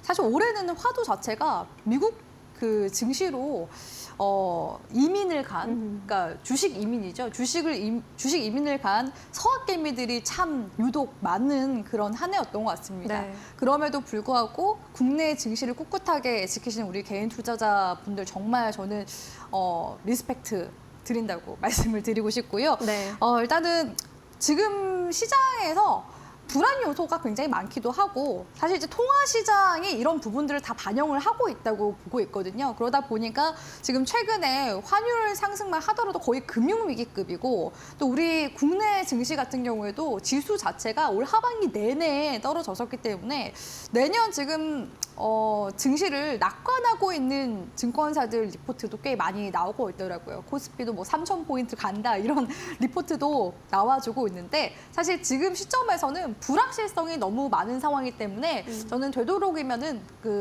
과도한 낙관은 실망감을 줄 수 있기 때문에 너무 기대하면 또 너무 네. 실망합니다. 우리 시청자분들의 마인드셋과 또 멘탈 관리를 위해서 일단은 계속해서 좀 현재에 좀 충실하고 또 관망을 하는 그런 이제 자세로 좀 계속 연초 흐름을 좀 보셔야 되지 않을까라고 이제 보여지고요. 네. 일단은 연말 지금 미국 연방 정부의 셧다운 리스크는 일단은 좀 해소가 되어 가고 있습니다. 그렇기 때문에 미국 증시 같은 경우에는 뭐 전거래일 하락세가 일부 좀 되돌림이 나오긴 했었지만 미증시야 뭐 지금까지 계속 신고가 움직임을 가고 있는 그런 사이클 속에서 숨고르기를 하면서 가는 중이고 우리 국내 증시 같은 경우에는 지금 많이 레벨 다운이 된 그런 상황이긴 하거든요. 그래서 지금 시점에서는 사실 좀 환율에 좀 민감하게 우리 국내 증시도 반응을 하고 있는 중이어서 환율 쪽을 좀 잘 지켜보셔야 될 것 같습니다. 그래서 1월 이제 6일 같은 경우에는 12월 말 기준으로 해서 외환 보유액이 이제 공개가 될 예정이거든요. 우리나라 같은 경우에는 외환 보유액 규모가 세계 9위 수준입니다. 근데 최근에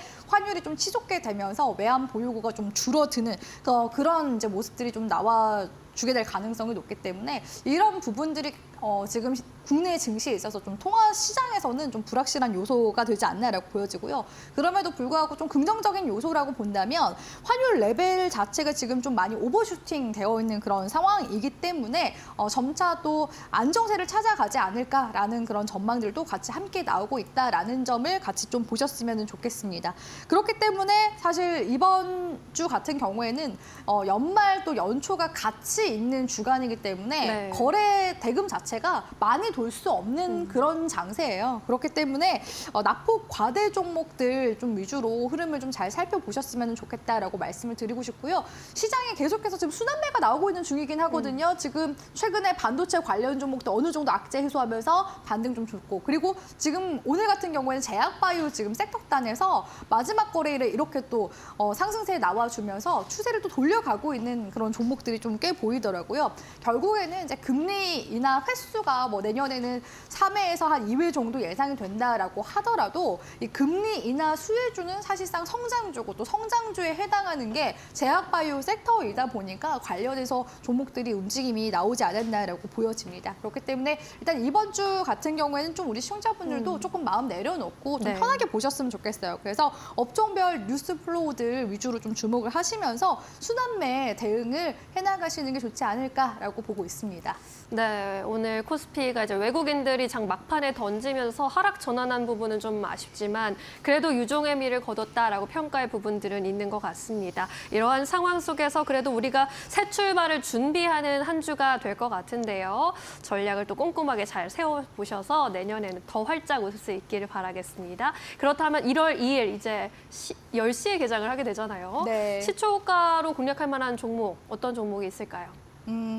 오늘은 확실히 제약바이오 섹터가 올랐기 때문에 네. 또 내년 역시도 제약바이오 섹터 모멘텀을 또 같이 살펴보시면 좋을 것 같아서 네. 오늘은 제약바이오에서 대장주인 삼성바이오로직스를 가지고 왔습니다. 네. 일단 사실 1월 달에 뭐니 해도 또 들어오고 있는 이슈가요. CS2025 또한 그리고 이제 JP모건 헬스케어 컨퍼런스 아니겠습니까? 그렇기 그렇죠. 때문에 제약바이오 섹터가 충분히 들썩일 만한 그런 모멘텀을 또 연초에 가져가고 있다라고 보시면 좋을 것 같고요. 사실 삼성바이오로직스 같은 경우에는 이 연내 미국의 생물보안법 통과에 대한 기대감이 들어왔었습니다. 아쉽게도 이번에 통과되지는 못했는데 이게 뭐 지금 미국 쪽의 중국 기업들의 로비 때문인지 내지는 지금 또 상하원 쪽에서 또 이야기가 나오는 게 중국의 우시바이오로직스와 같은 특정 기업을 이제 제재를 한다라는 점에서 특정 기업을 언급한 거잖아요. 그런 부분들을 어떻게 제재를 가할 거고 어떻게 나중에 제재를 해제를 시켜주면 어떤 절차에서 해제를 시켜줄 거지 이런 좀 구체적인 안들이 좀 필요한 그런 상황이라서 예. 아쉽게도 뭐 국방수급법안에 이어서 예산 지속 결의안에도 호환되지 못하게 됐는데 계속해서 이제 트럼프 2기 정권에서는요 중국을 계속 견제해 나갈 겁니다. 그렇기 때문에 최근에 상하원 쪽에서 초당적으로 선박법을 발의하지 않았습니까? 그렇기 때문에 내년에도 생물보안법 관련해서 이러한 부분들도 다시 수정이 돼서 발의가 될 가능성이 높다라고 보시면 좋을 것 같고요. 삼성 바이오로직스 같은 경우는 사실 모멘텀이 굉장히 많이 있죠. 글로벌 빅파마 지금 상위 17개사 고객사를 지금 확보한 그런 상황이기도 하고요. 최근에도 계속 관련해서 수주가 끊임없이 터지고 있습니다. 최근에는 미국의 제약사와 1,000억 원대 규모의 또 CMO 계약도 체결을 하기도 했었죠.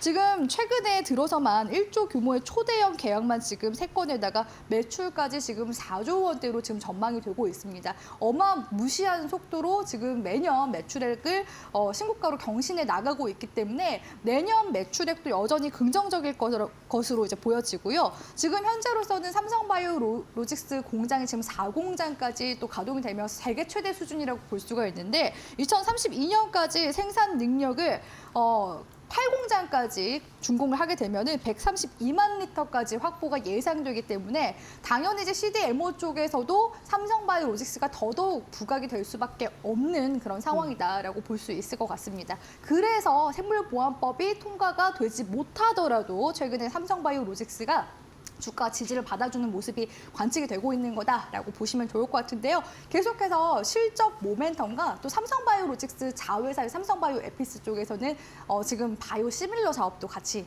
진행을 하고 있죠. 이러한 풍부한 모멘텀, 펀더멘탈 탄탄하게 지켜주면서 추세적으로 우상향 추세 계속 만들어나갈 가능성이 높기 때문에 단연 우리 시청자분들이 주목해보셔도 되는 2025년도 제약바이오계 역시 대장주라고 볼 수 있는 그런 종목이라고 보여지고요. 네. 삼성바이오로직스 지금 현재 이제 주가 움직임 같이 보면서 가격 전략 세워드릴 텐데요. 근래 지금 한 달 반에서 2달 정도 조정을 주긴 했습니다. 그런데 보시다시피 지금 90만 원 선 구간대 크게 이탈하지 않고 있는 모습이죠. 지금 현재 전저점 구간대가 91만 원 선 유지해 나가고 있기 때문에 이 구간대만 크게 깨지 않으면은 지금 시점에서 다시금 추세 상승으로 전환되는지 흐름 살펴봐도 괜찮은 구간이 라고 보여지고요. 현재 구간에서 제 비법 라인인 점라인 구간대가 105만 원대입니다. 그렇기 때문에 우리 시청자분들이 일단 1차적인 목표 구간 세워나가실 때 바로 전저점 이제 구간대인 110만 원대보다는 약간 조금 다운그레이드 해서요. 105만 원 구간대 돌파해주는지 보면서 계속해서 추세 흐름들 잘 살펴보시면서 대응해 나가셨으면 좋겠습니다. 네, 삼성바이오로직스 올해 3년 만에 황제주 자리를 탈환하면서 왕의 면모를 보여줬던 종목인데 다시 한번 연초에 100만 원 선 노려서 105만 원까지 갈 수 있을지 눈여겨보시면 좋겠고요. 시초가 공략주로 올해 마지막 종목은 삼성바이오로직스로 살펴봤습니다. 올해 정말 고생 많으셨습니다. 파트너님, 내년에도 뵙겠습니다. 고맙습니다.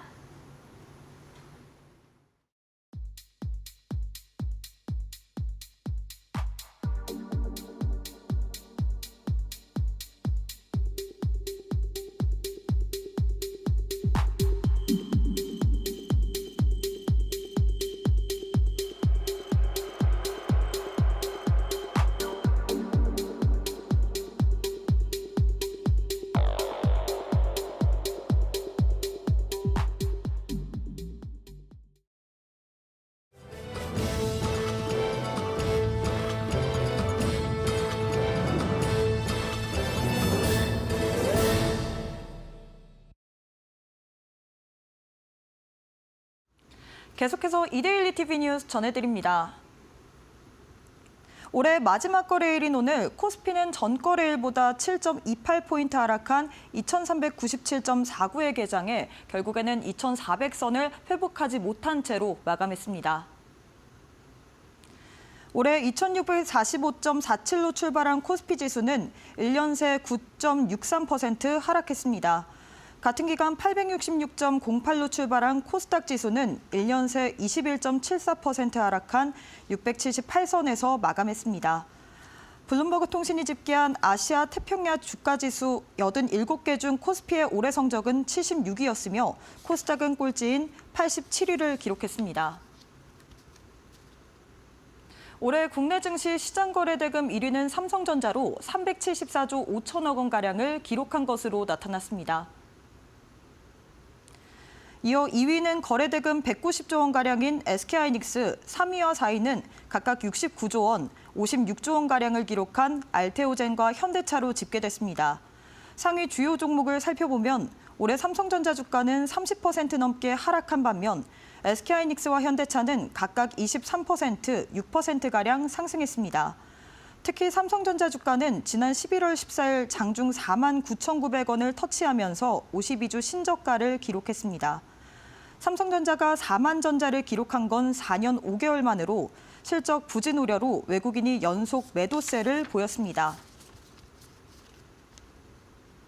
오늘 원달러 환율은 전거래일 종가보다 7.5원 오른 4,475원에 거래를 시작했습니다. 최상목 대통령 권한대행 부총리 겸 기획재정부 장관 체제에서도 해소되지 않는 정치적 불확실성이 환율에 반영된 것으로 풀이됩니다. 지난 27일 한덕수 국무총리 탄핵소추안이 국회에 가결된 이후 환율은 금융위기 이후 처음 1,480원을 넘어섰습니다.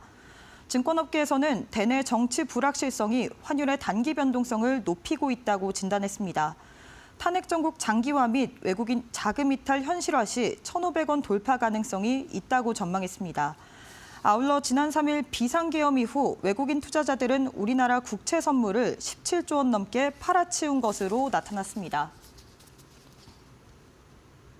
제주항공은 오늘 서울 강서구 메이필드 호텔에서 무한 제주항공 참사 3차 브리핑을 열고 사고 항공기의 마지막 점검일은 12월 20일로 확인됐다고 밝혔습니다.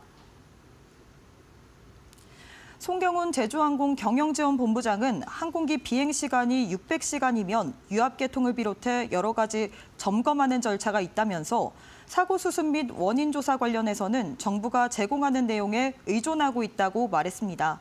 이어 장례 절차는 유가족들이 원하는 방식과 절차를 존중할 것이라고 설명했습니다.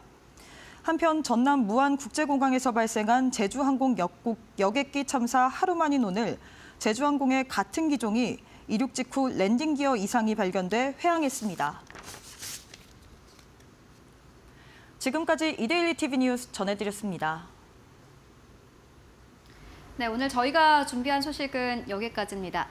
2024년에 이데일리 TV에서 여러분들께 다시 한번 파이널 샷이라는 새로운 프로그램으로 인사를 드리게 됐습니다.